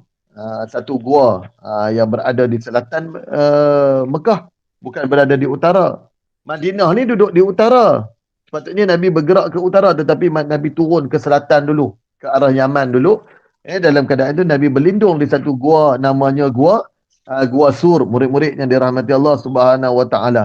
Bila sampai di Gua Sur, Abu Bakar pun kata pada Rasulullah, sabar kejap Rasulullah, biar aku masuk dulu. Abu Bakar kata, kejap Rasulullah, sabar, biar aku masuk dulu. Kalau ada apa-apa dalam gua ni gelap. Kalau murid-murid biasa pergi mana-mana, cikgu-cikgu kan biasa masuk dalam gua kan apa sebagainya. Gua ni gelap. Kan, tu nama pun gua. Kan, gua ni satu tempat yang mana ada lampu, cahaya pun tak masuk. Jadi Abu Bakar takut ada binatang buas ke apa benda ke dalam tu, ulat ke apa ke kan. Jadi Abu Bakar pun masuk dia cek raba, okey clear. Ya Rasulullah, okey clear. Masuk. Kan. Duduk dalam gua tu tak boleh berdiri pun, tak besar pun, kena duduk, tunduk. Kan. Dalam keadaan Nabi duduk, Abu Bakar tidur atas riba Rasulullah SAW. Kan Abu Bakar tidur. Allahumma salli ala Sayyidina Muhammad sallallahu alaihi. Ya bertuah Abu Bakar kan, tidur atas riba Rasulullah. Dalam ini Abu Bakar duduk, Rasulullah baring. Rasulullah baring atas riba Abu Bakar. Tu kata bertuahnya Abu Bakar tu. Yang baring atas paha Abu Bakar ni iaitu Rasulullah SAW. Manusia mulia, murid-murid, manusia yang paling mulia, manusia yang paling hebat, tidur di atas paha bagi apa nama Saidina Abu Bakar. Masya-Allah kan, Saidina Abu Bakar pun tak pernah tahan. Tiba-tiba ada seekor binatang besar. Ada yang dalam riwayat kata kala jengking.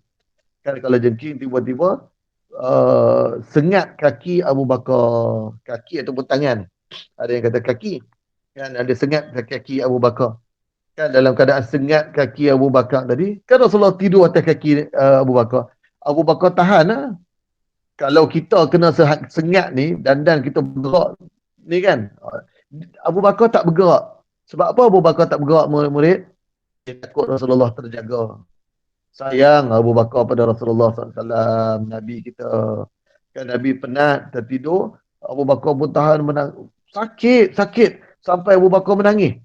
Menangis. Dah sakit tadi. Kena gigit tadi. Abu Bakar menangis, tahan. Menggigil dia. Menangis, menitik air mata jatuh atas Rasulullah. Terjaga Rasulullah. Kenapa ni Abu Bakar? Kan? Pasal apa? Kan? Bakit-bakit terkejut Rasulullah. Kata kena apa? Abu Bakar kata kena sengat. Kena sengat dengan kala jengking. Rasulullah pun ludah dekat tempat sengatan. Masya Allah. Dengan berkat, dengan kebaikan, dengan mukjizat yang ada pada Rasulullah. Terus serta-merta baik kaki Abu Bakar. Tu. Seluruh yang ada pada diri baginda Nabi SAW adalah berkat. Kamu kata ludah ni, jangan rasa ludah macam ludah kamu. Ludah kamu tak berkat lah. Ludah kita tak elok lah. Ni kan, kotong lah. Tapi ludah Rasulullah SAW tak kotong.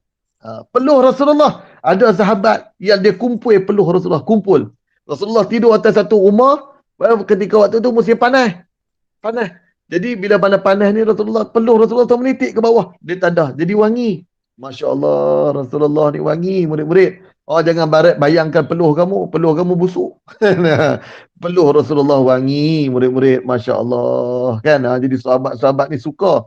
Jadi sembuh kaki Abu Bakar. Kan? Sembuh. Allah. Abu Bakar dalam keadaan ketakutan. Allah Nabi Muhammad SAW sebut pada Abu Bakar, la takhaf wa la tahzan. Jangan kamu takut, jangan kamu rasa gundah gulana. Inna Allaha ma'ana. Sesungguhnya Allah bersama-sama kita. Kita ni walaupun nampak berdua, tetapi ada seorang lagi. Siapa? Bukan orang. Tetapi Allah yang menjaga setiap perjalanan kita. Abu Bakar pun Allah lega. Tak apa ya Rasulullah. Semangat. Untuk apa? Untuk berhijrah nak bantu Rasulullah SAW. Jadi mereka pun keluarlah daripada Gua Sur. Berapa malam? 3 malam murid-murid. Mereka Rasulullah dan juga Abu Bakar tidur di Gua Sur. Pada waktu yang sama, Abdullah bin Abu Bakar dia duduk juga berdekatan dengan Gua Sur tu. Dia ada satu tempat dia berlindung. Dia nak pastikan musyrikin Mekah yang datang ni. Tapi dalam keadaan begitu pun tak sempat. Datang juga musyrikin ni sampai ke pintu Gua Sur. Datang sampai pintu Gua Sur dan Abu Bakar dengan Rasulullah ni nampak kaki mereka ni. Mereka berdiri di Gua Sur. Tapi mereka tak sangka. Itu nak menunjukkan pada kita Allah melindungi Rasulullah dan juga Sayyidina Abu Bakar. Allah tutup pandangan mereka, tak fikiran mereka, tak terfikir Rasulullah dengan Abu Bakar duduk dalam gua. Jadi mereka tahu, tak ada mana dia dapat, tak tahu pergi mana ni. Pun balik. Balik. Sedangkan mereka dah duduk depan pintu dan Rasulullah duduk dalam gua. Dan Rasulullah dah nampak kaki mereka.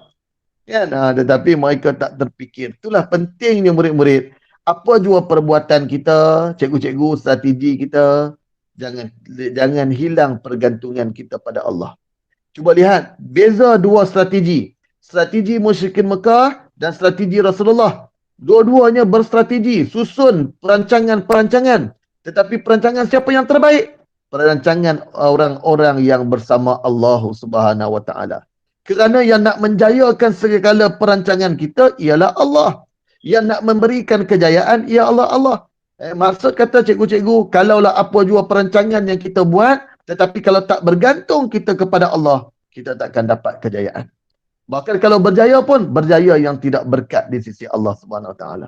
Sebab tu jangan tinggal segala perancangan kita, insya-Allah kita bergantung dengan Allah Subhanahu wa taala. Itu di antaralah kelebihan apa yang kita tengok dalam pada hijrah ini. Baik. Murid-murid yang dirahmati Allah, begitu juga murid-murid.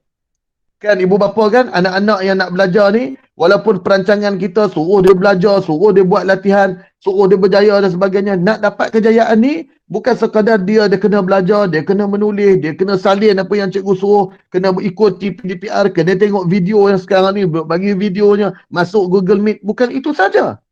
Tetapi jangan tinggal murid-murid mesti bergantung dengan Allah Subhanahu Wa Taala. Ibu bapa, pastikan murid-murid solat di rumah, pastikan anak-anak kita baca Al-Quran, pastikan mereka ini hormat ibu bapa, mesti ada hubungan dengan Allah Subhanahu Wa Taala. Ibu bapa juga mesti berdoa kepada Allah supaya anak-anak ni supaya menjadi anak-anak yang soleh, anak-anak yang berjaya, anak-anak yang kenal Allah, anak-anak yang mengenal Rasulullah, yang berakhlak mulia, yang taat kepada Allah dan juga Rasulullah. Kena berdoa kepada Allah Subhanahu Wa Taala. Dia kena berdoa lah. Kan? Itu kadang-kadang kita ni duk suruh belajar. Kita berdoa tak? Ibu bapa tak berdoa, murid-murid tak berdoa. Guru-guru, cikgu-cikgu nak mengajar. Kita mengharapkan murid-murid kita faham. Yang nak memberikan kefahaman siapa? Allah. Nak membagi mereka ni faham yang kita cakap ni bukan kita. Saya cakap ni pun mungkin ada yang tak faham pun. Yang nak bagi kefahaman tu ialah Allah. Ya Allah. Bagilah kefahaman kepada murid-murid yang ada, guru-guru yang ada dan juga kepada saya sendirilah. Saya bercakap ni pun saya nak kena faham juga. Bukan cakap untuk orang saja. Maka kefahaman yang kita nak ni ialah kurniaan Allah Subhanahu Wa Taala. Puas mengajar. Kan? Puas mengajar lah kata kan. 1 tambah 1, 2. Satu benda simple. Murid-murid tak ingat, apalah kamu ni tak ingat. Sebab apa? Kadang-kadang bukan sebab dia ni. Tetapi Allah tak bagi dia ingat. Kenapa kadang-kadang kita sombong dengan Allah? Cikgu ni, kadang-kadang cikgu sombong dengan Allah. Cikgu tak minta dengan Allah. Allah nak uji. 1+1 pun murid tak boleh nak faham. Bukan kata murid bodoh, kita tak reti mengajar. Kan? Saya pun ada ijazah degree. Bukan tak reti dari sudut tu. Tak reti minta dengan Allah. Ya Allah, ya Tuhanku.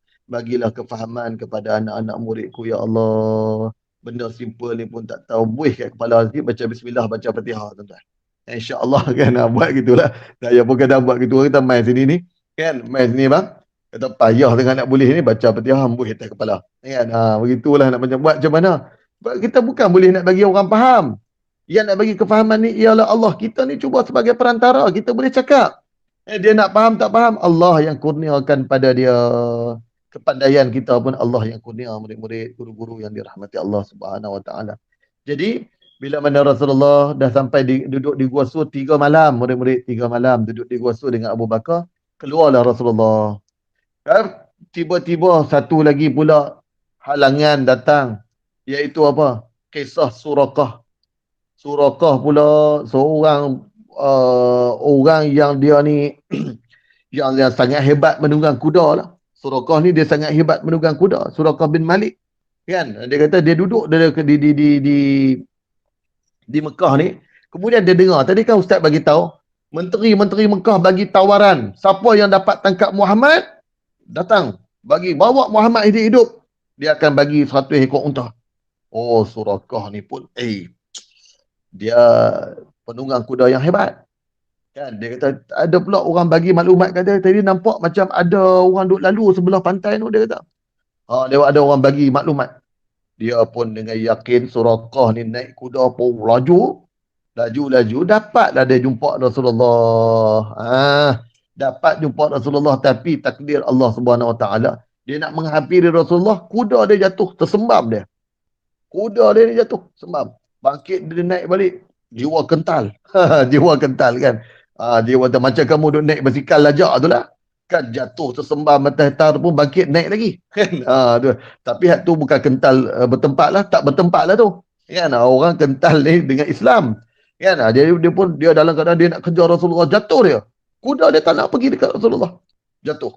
Kemudian dia bangkit naik lagi atas kuda. Jatuh lagi. Allah kan, tak boleh nak pergi. Kuda ni pun tak mau pergi. Sampailah Rasulullah kata, Rasulullah pun panggil, Rasulullah nampak Suraqah. Pasal apa ni? Dia kata, Rasulullah ni pasal apa? Mai. Kamu ni ada masalah apa? Dan dia kata, aku datang nak tangkap kamu ya Rasulullah. Kan nak tangkap pasal depa, dia bagi tawaran. Dia bagi tawaran, dia kata pada depa ni. Kan dia bagi tawaran kepada untuk bagi unta. Jadi Rasulullah SAW pun kata, tak apalah, dia kata, aku bertawarkan kepada kamu iaitu satu tawaran. Nabi tawarkan, Ustaz lupa dari punya ni. Nabi tawarkan kepada Suraqah iaitu kalau tak silap Ustaz, mahkota. Mahkota ataupun gelang Raja Parsi ke Raja Rom. Satu tawaran yang sangat hebat. Waktu tu Rom dengan Parsi ni sangat kuat. Kan? Rom ni dengan Parsi ni sangat kuat. Jadi Rasulullah SAW menjanjikan kepada Suraqah ni tawaran yang lebih besar, yang lebih hebat daripada musyrikin Mekah. Itu dia antara disebut tu. Sekejap saya tengok. Saya cek balik tawaran dia tadi tu.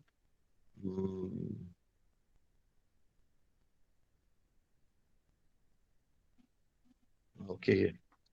Rasulullah menawarkan dia satu ganjaran yang besar. Kan? Jadi keadaan begitu, dia pun nak percaya menteri Quraisy ke nak percaya Rasulullah? Baik dia percaya Rasulullah, Rasulullah tak pernah bohong. Kan? Jadi dia pun terimalah tawaran Rasulullah sallallahu alaihi wasallam. Kan?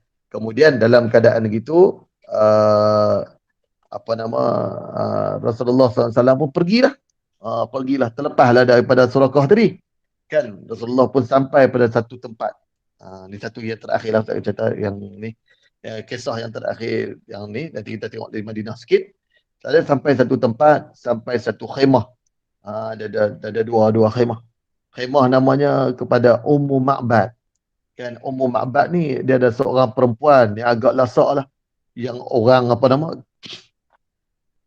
orang Arab ni, dia ada orang yang Badui ni, dia buat khemah dekat tengah-tengah padang pasir. Dia bela kambing semua. Khemah di tengah padang pasir murid-murid.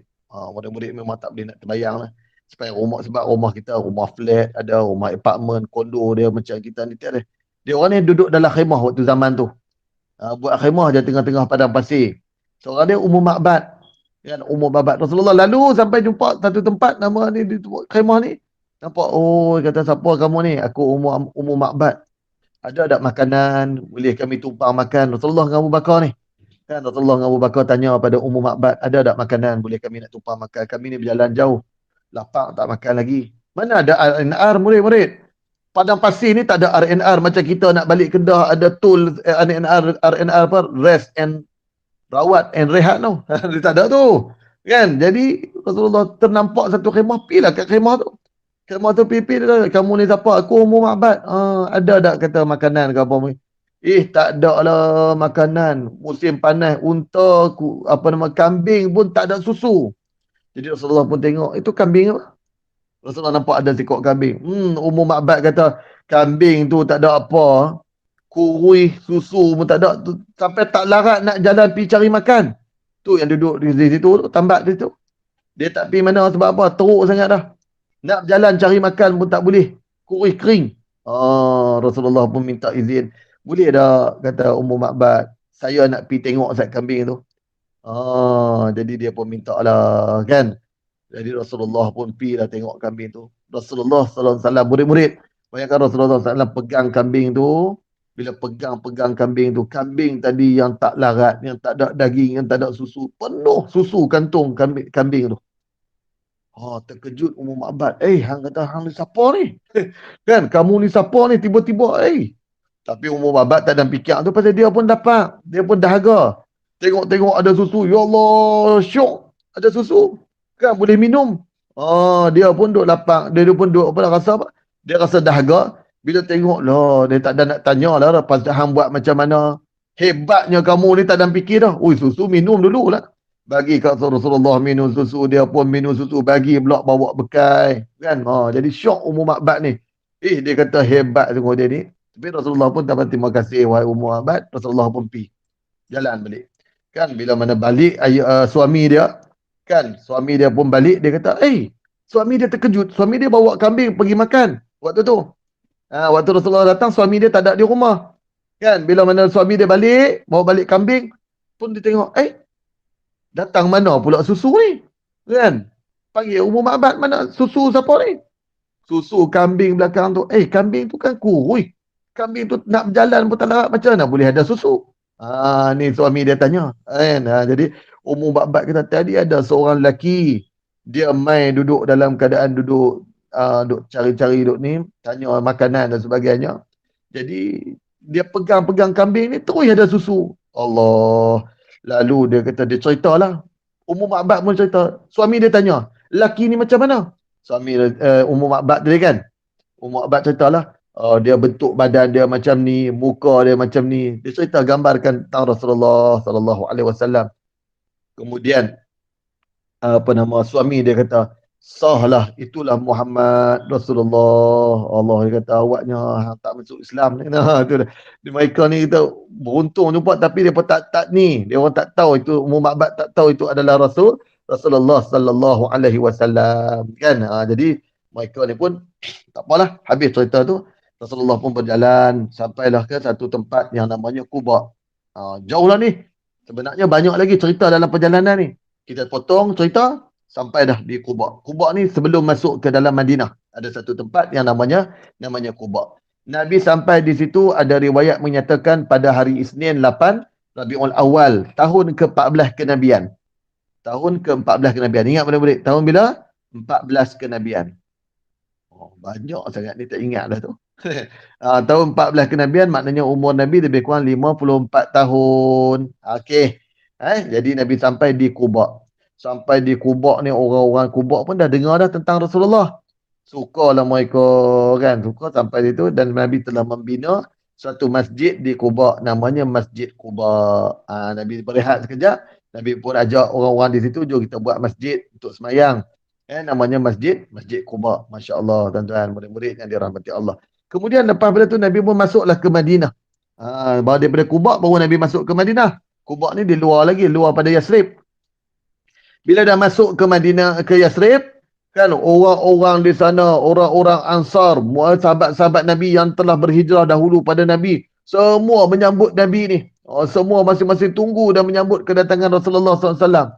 Itulah yang keluarnya lagu Tala'al Badru Alaina. Itulah dia orang nasyidkan tu.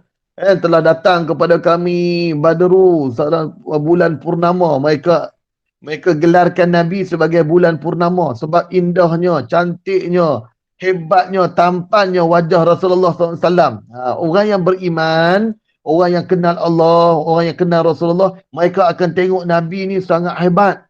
Mereka nampak. Tapi orang yang tak beriman, mereka tak nampak kerana mereka tak beriman. Sebab tu kalau kamu tengok orang-orang alim, kita akan nampak kehebatan dia, berjernihnya muka dia. Saya tengok biasa je ustaz. Tu ada masalah hati lah tu.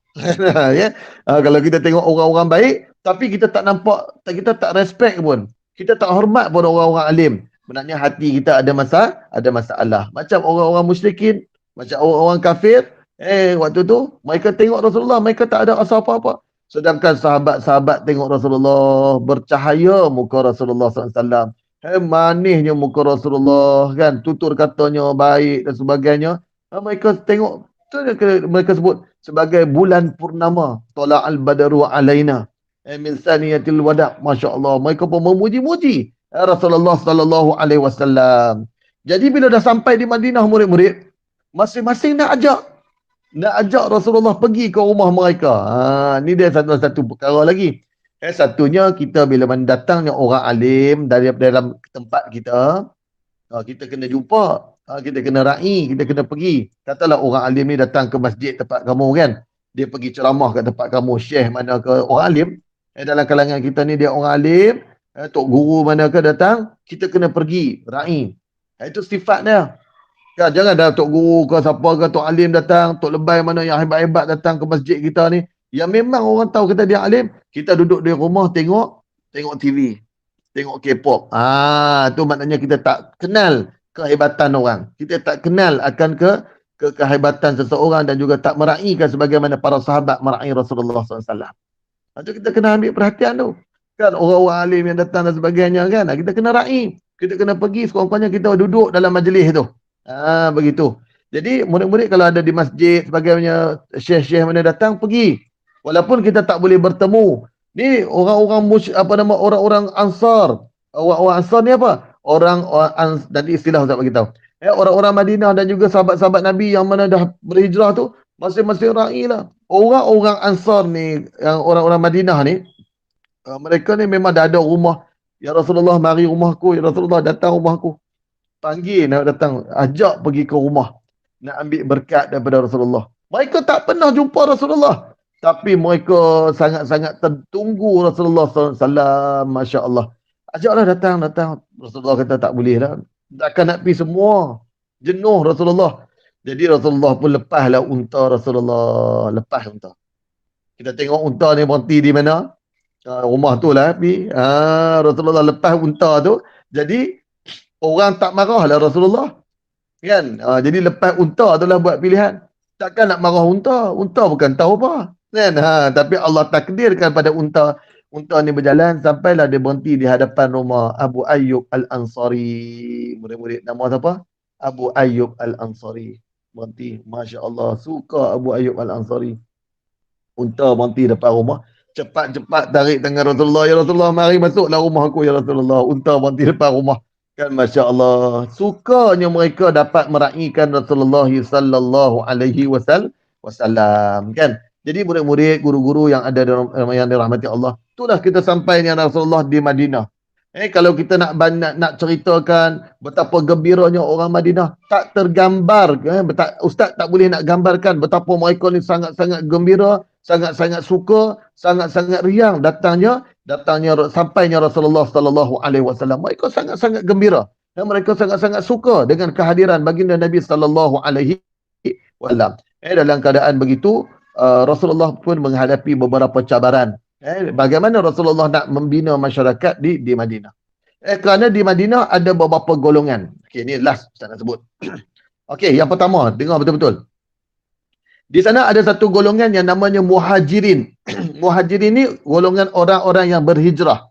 Siapa yang berhijrah? Iaitu orang-orang Mekah yang menganut agama Islam. Sahabat-sahabat Nabi yang berhijrah dari Mekah ke Madinah. Yang namanya Muhajirin. Dan di Madinah ada golongan Ansar. Ansar ni siapa? Penolong. Siapa yang menjadi penolong ini? Orang-orang Madinah yang memeluk Islam daripada kaum Ansar dan Khazraj. Mereka ini menjadi golongan Ansar ni iaitu terdiri daripada Aus dan Khazraj. Mereka lah menjadi penolong kepada Rasulullah dan juga para sahabat. Okey, kemudian ada lagi satu golongan iaitu golongan yang tidak beriman dan juga golongan Yahudi yang ada di Madinah. 3 golongan yang ada di Madinah. Jadi bagaimana Rasulullah nak buat? Yang pertama, Rasulullah ambil 2 golongan ini, Muhajirin dan Ansar. Rasulullah persaudarakan mereka. Jadi saudara betul. Kan? Saudara. Kamu ni saudara dengan dia. Jadi saudara sungguh. Yang penolong ni pun tolonglah saudara dia. Bagi rumah, bagi tempat tinggal, bagi ni sebagainya, makan dan sebagainya. Kebun ke apa semua, usaha sama-sama. Kenapa? Bersaudara. Macam itulah kita duduk dalam negara ni, kita umat Melayu, kita kena bersaudara. Islam bersaudara. Sama ada Islam ni daripada China, daripada India, daripada ni, tapi dia orang Islam. Kita adalah bersaudara. Orang-orang Islam, terutama apatah lagi kalau orang-orang Melayu Islam kita bersaudara, jangan kita bermusuh, kita bersatu padu, sama-sama kita menjaga negara kita. Itu Nabi ajak bersaudara ni, mempersaudarakan di antara Aus dan Khazraj, mempersaudarakan di antara Muhajirin dan juga Ansar. Tapi kita ingatlah istilah Ustaz sebut tadi, Muhajirin siapa, Ansar ni siapa. Dan kemudiannya Nabi membina masjid yang namanya Masjid Nabawi tu. Nabi bina masjid dengan para sahabat dan juga Nabi membuka satu pasar untuk ekonomi dan kemudian Nabi membina satu perlembagaan, tulis satu perlembagaan yang perlu dipatuhi oleh semua penduduk. Maka terbentuklah satu negara yang namanya Negara Islam Madinah. Nabi tukar nama Yasrib kepada nama Madinah. Siapa yang tukar? Nabi Muhammad sallallahu alaihi wasallam. Nabi bagi nama Madinah, bandar. Madinah ni bandar. Madinah bandar. Sekarang ni kita sebut Madinatul Munawwarah, bandar yang bercahaya, cahaya nur daripada Rasulullah sallallahu alaihi wasallam. Islam yang Rasulullah bawa berkembang di Madinah dengan begitu hebat sekali, yang membenarkan ketakutan golongan musyrikin Mekah bila mana Rasulullah hijrah di Madinah, Rasulullah akan membina kekuatan di Madinah. Benar, Rasulullah telah membina satu kekuatan di Madinah. Dan itulah di antara kisah yang menjadi asbab berkembangnya Islam sampai kepada kita hari ini. Wallahu ta'ala alam. Jadi saya mohon maaf sekadar cerita lebih kurang jadi mungkin mengharap guru-guru, murid-murid dapatlah sesuatu daripada apa yang Ustaz ceritakan ini. Setidak-tidaknya kita mendapat rasa kasih sayang kepada Rasulullah SAW di atas pengorbanan Rasulullah SAW dan juga para sahabat menyebarkan Islam, berdakwah sampai kepada kita hari ini. Jadilah murid-murid, pelajar-pelajar, guru-guru, ibu bapa yang berpegang dengan Islam sungguh-sungguh, yang kenal Nabi kita sungguh-sungguh dan mencintai serta menyayangi baginda Nabi SAW dengan sebenar-benar cinta dan kasih. Wallahu ta'ala a'lam wa billahi taufiq wal hidayah. Wassalamualaikum warahmatullahi wabarakatuh. Waalaikumsalam warahmatullahi wabarakatuh. Pihak majlis mengucapkan jazakumullah khairan jazak kepada Al-Fadhil Ustaz Ahmad Aziz di atas ceramah beliau tadi. Sedikit pengajaran yang kita boleh ambil daripada kisah dan ucapan Al-Fadhil Ustaz tadi, sesungguhnya hijrah Nabi SAW ini satu penyerahan yang dirancang oleh Allah Subhanahu wa taala. Penyerahan yang Nabi SAW itu telah diatur oleh Allah Subhanahu wa taala. Itu yang Allah Subhanahu wa taala telah menyatakan dalam Al-Quran surah An-Nisa ayat 100. Di mana Allah Taala mengatakan, "A'udzubillahi minasyaitonir rajim, wa may yuhadir fi sabilillah yajid fil ardi muragaman katsiran wa sa'a. Wa man yakhruj min baytihi muhajiran ila Allah wa rasulihi, thumma yudrikhu al-maut faqad waqa'a ajruhu 'ala Allah wa kana Allahu ghafurur rahim." Maksudnya barang siapa yang hijrah di jalan Allah Subhanahu wa taala, niscaya mereka akan mendapati di bumi ini tempat hijrah yang luas dan rezeki yang banyak. Bukan kata kita hijrah daripada kebaikan kepada kejahatan kepada kebaikan, itu bukan satu kerugian, bukan. Tetapi di sebalik kehidupan kita itu, Allah Ta'ala telah lamparkan, telah paparkan dan amparkan dengan berbagai-bagai rahmat, berbagai-bagai rezeki daripada Allah Subhanahu wa taala. Dan kita lihat bagaimana sejarah Rasulullah SAW bersama para sahabat berduyun-duyun pergi ke Makkah dengan niat berhijrah kerana Allah Subhanahu wa taala itu. Maka apa kita melihat di situ kan, anak-anak sekalian dan sahabat-sahabat sekalian, bahawa Nabi SAW pertamanya Nabi mempersaudarakan antara golongan Ansar dan Muhajirin. Dalam kita lihat suasana yang iruk-iruk pada masa itu, Allah Ta'ala telah beri kekuatan kepada Nabi SAW untuk mensatukan hati-hati manusia, perhatikan jiwa-jiwa orang Mekah dan orang Madinah agar sama-sama menyahut suara Nabi SAW. Kemudian benda yang seterusnya, asas Nabi bina untuk mengekatkan muraqabah dengan Allah Subhanahu wa taala setelah muraqabah secara manusia ialah pembinaan masjid. Itu yang kita lihat. Pembinaan masjid maksudnya masjid adalah tempat sembahyang bagi umat Islam. Dan di sini ada asas utama bagi umat Islam adalah bagaimana kita lihat dalam hukum Islam setelah mengucap dua kalimah syahadat adalah aqimus solah, iqamatus solah, mendirikan sembahyang. Ini asas utama kita lihat dalam kita membentuk batiniah kita, membentuk rohaniah ini. Kita bagi diri kita satu ribu, bagi diri kita bagi anak-anak sekalian. Budak-budak seterusnya kita lihat apabila masing-masing telah mendirikan sembahyang, merapatkan diri dengan Allah Subhanahu wa taala, maka Rasulullah SAW mengajulah perlembagaan. Perlembagaan Madinah itu nak menyatukan hati-hati antara orang bukan Islam dan orang Islam agar berpandukan kepada apa yang ditetapkan oleh Rasulullah SAW. Kemudian yang kita lihat di sini bahawa ayat seterusnya maksudnya tadi bahawa kemudian kematian menimpanya sebelum sampai ke tempat yang dituju, maka sesungguhnya pahalanya telah ditetapkan di sisi Allah Subhanahu wa taala dan Allah Maha Pengampun lagi Maha Penyayang. Makna dia, kalau kita berhijrah ke arah kebaikan dalam keadaan kita lihat sejarah bagaimana seorang itu telah membunuh 99 orang. Punya akhir sekali kita lihat dia telah bunuh orang lain tamu, akhirnya 100 orang. Maka dia kadang dia tak jadi 100 orang aku telah bunuh, akhir sekali dia mati. mati dalam perjalanan, dia nak bertaubat kepada Allah Ta'ala, maka tentulah jadi garis kita lihat bagaimana malaikat itu kira dia sebagai niat dia itu berhijrah ke arah kebaikan. Jadi untuk anak-anak sekalian, sesungguhnya pinjaran ini adalah pada diri kita sendiri. Kalau kamu semua nak hijrah ke arah kebaikan, itu bukan satu pinjaran yang amat-amat baik. Amat-amat baik, amat-amat bagus. Jangan kita hijrah sebaliknya. Dah baik dah, tapi nak hijrah kepada kejahatan, itu tidak boleh. Tidak digalakkan. Sebab hijrah itu adalah berpindah daripada kelakuan yang tidak baik, menjadikan suatu perkara yang lebih baik. Bahkan Ibnu Qayyim Al-Jauziyah mengatakan bahawa hijrah itu terbagi kepada dua. Pertama, hijrah dengan tubuh badan dari sebuah negeri ke sebuah negeri yang lain. Hijrah dengan jasad kita. Hijrah dengan jasmani kita. Daripada kita lemah, hijrah kita berniat untuk menjadi orang yang kuat, orang yang sihat. Yang kedua, hijrah dengan hati. Hijrah dengan hati kepada Allah Ta'ala dan Rasulullah SAW, itu hijrah yang artinya betul-betul cinta kepada Allah dan cinta kepada Rasulullah SAW. Jadi hijrah ini yang kita harapkan hati kita, kalau hijrah kita, hijrah kerana Allah Subhanahu Wa Ta'ala. Dan kita lihat hari ini ya, situasi sekarang kita lihat ramai-ramai artis yang telah buka hati mereka. Hati mereka untuk sama-sama hijrah daripada perkara yang dahulu yang katakan berbentuk perkara yang tidak baik, hijrah kepada mendapatkan mardhatillah, kebaikan keridhaan Allah Subhanahu Wa Ta'ala. Jadi dengan ceramah daripada Ustaz Aziz tadi menceritakan secara panjang menceritakan secara panjang sejarah para sahabat, bagaimana para sahabat daripada hijrah tahun ke-11, 12, 13 sampai pembinaan pembentukan Madinah.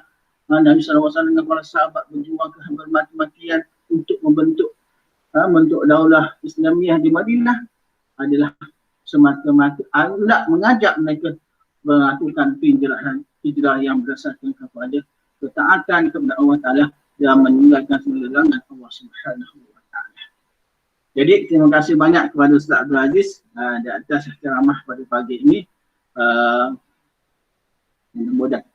Mudah-mudahan kita semua mendapat rahmat dan mendapat panduan, pengajaran dari apa yang disampaikan oleh Ustaz tadi. Untuk program kita seterusnya,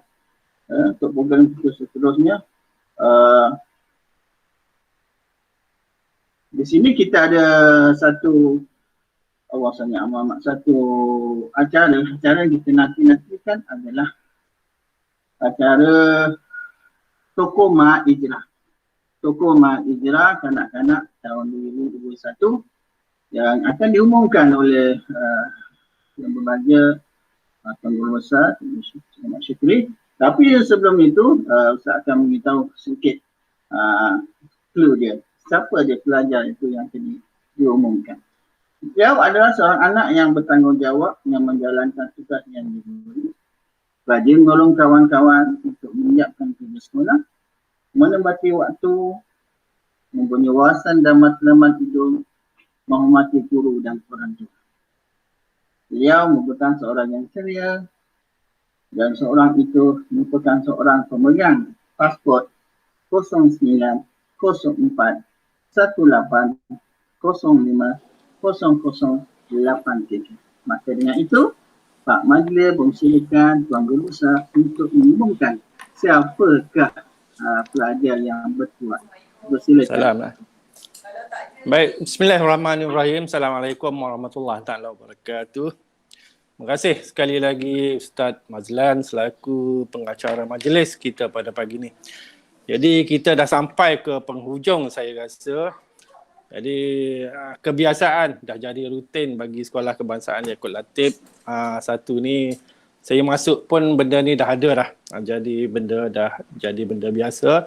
Setiap tahun pihak sekolah akan memilih sama ada murid ataupun guru kita pilih sama untuk jadi tokoh guru atau tokoh murid sempena sambutan Ma'al Hijrah. Jadi pada tahun 2019 saya dimaklumkan, masa tu saya belum lagi berada di Sekolah Kebangsaan Yaakob Latif lagi.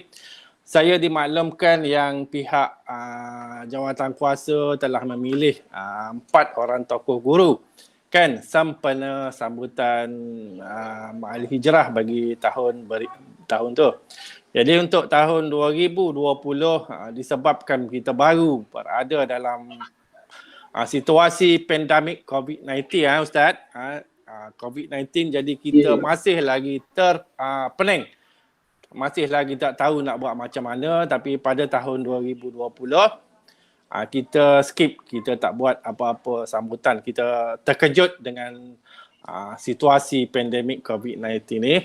Jadi pada tahun 2021 kita teruskan benda baik ni. Jadi pada tahun 2021 pihak jawatan kuasa telah memilih seperti mana yang telah Ustaz Mazlan maklumkan tadi, pemegang pengenalan 04, 09, 04, 18, 05, 00, 83 selaku tokoh murid bagi sambutan Ma'al Hijrah bagi tahun 2021.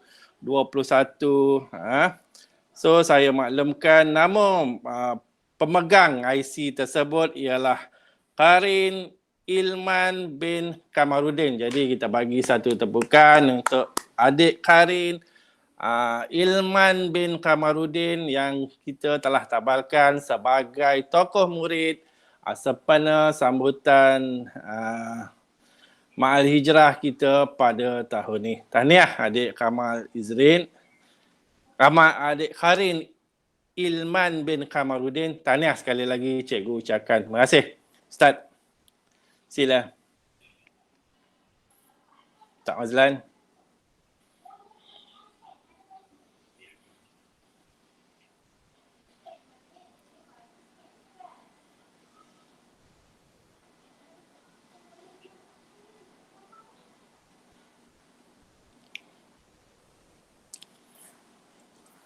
Boleh teruskan Ustaz. Ustaz mute.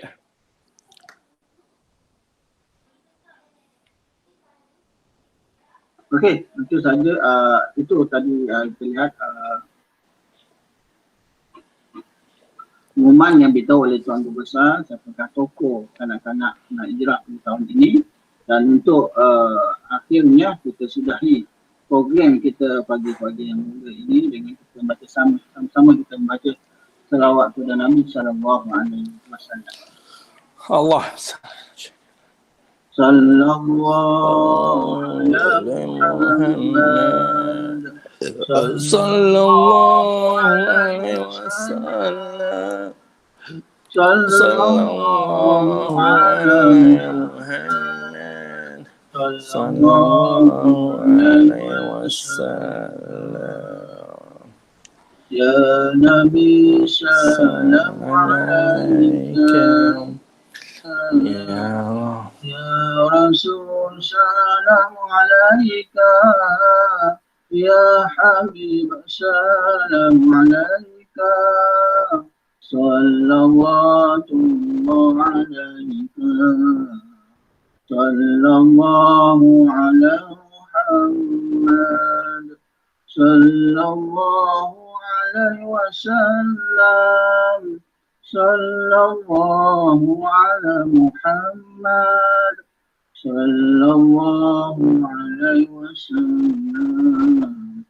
Ashraqal badru alaina, fakhtabat minhu al-bulugh, misla husnika ma ra'ayna.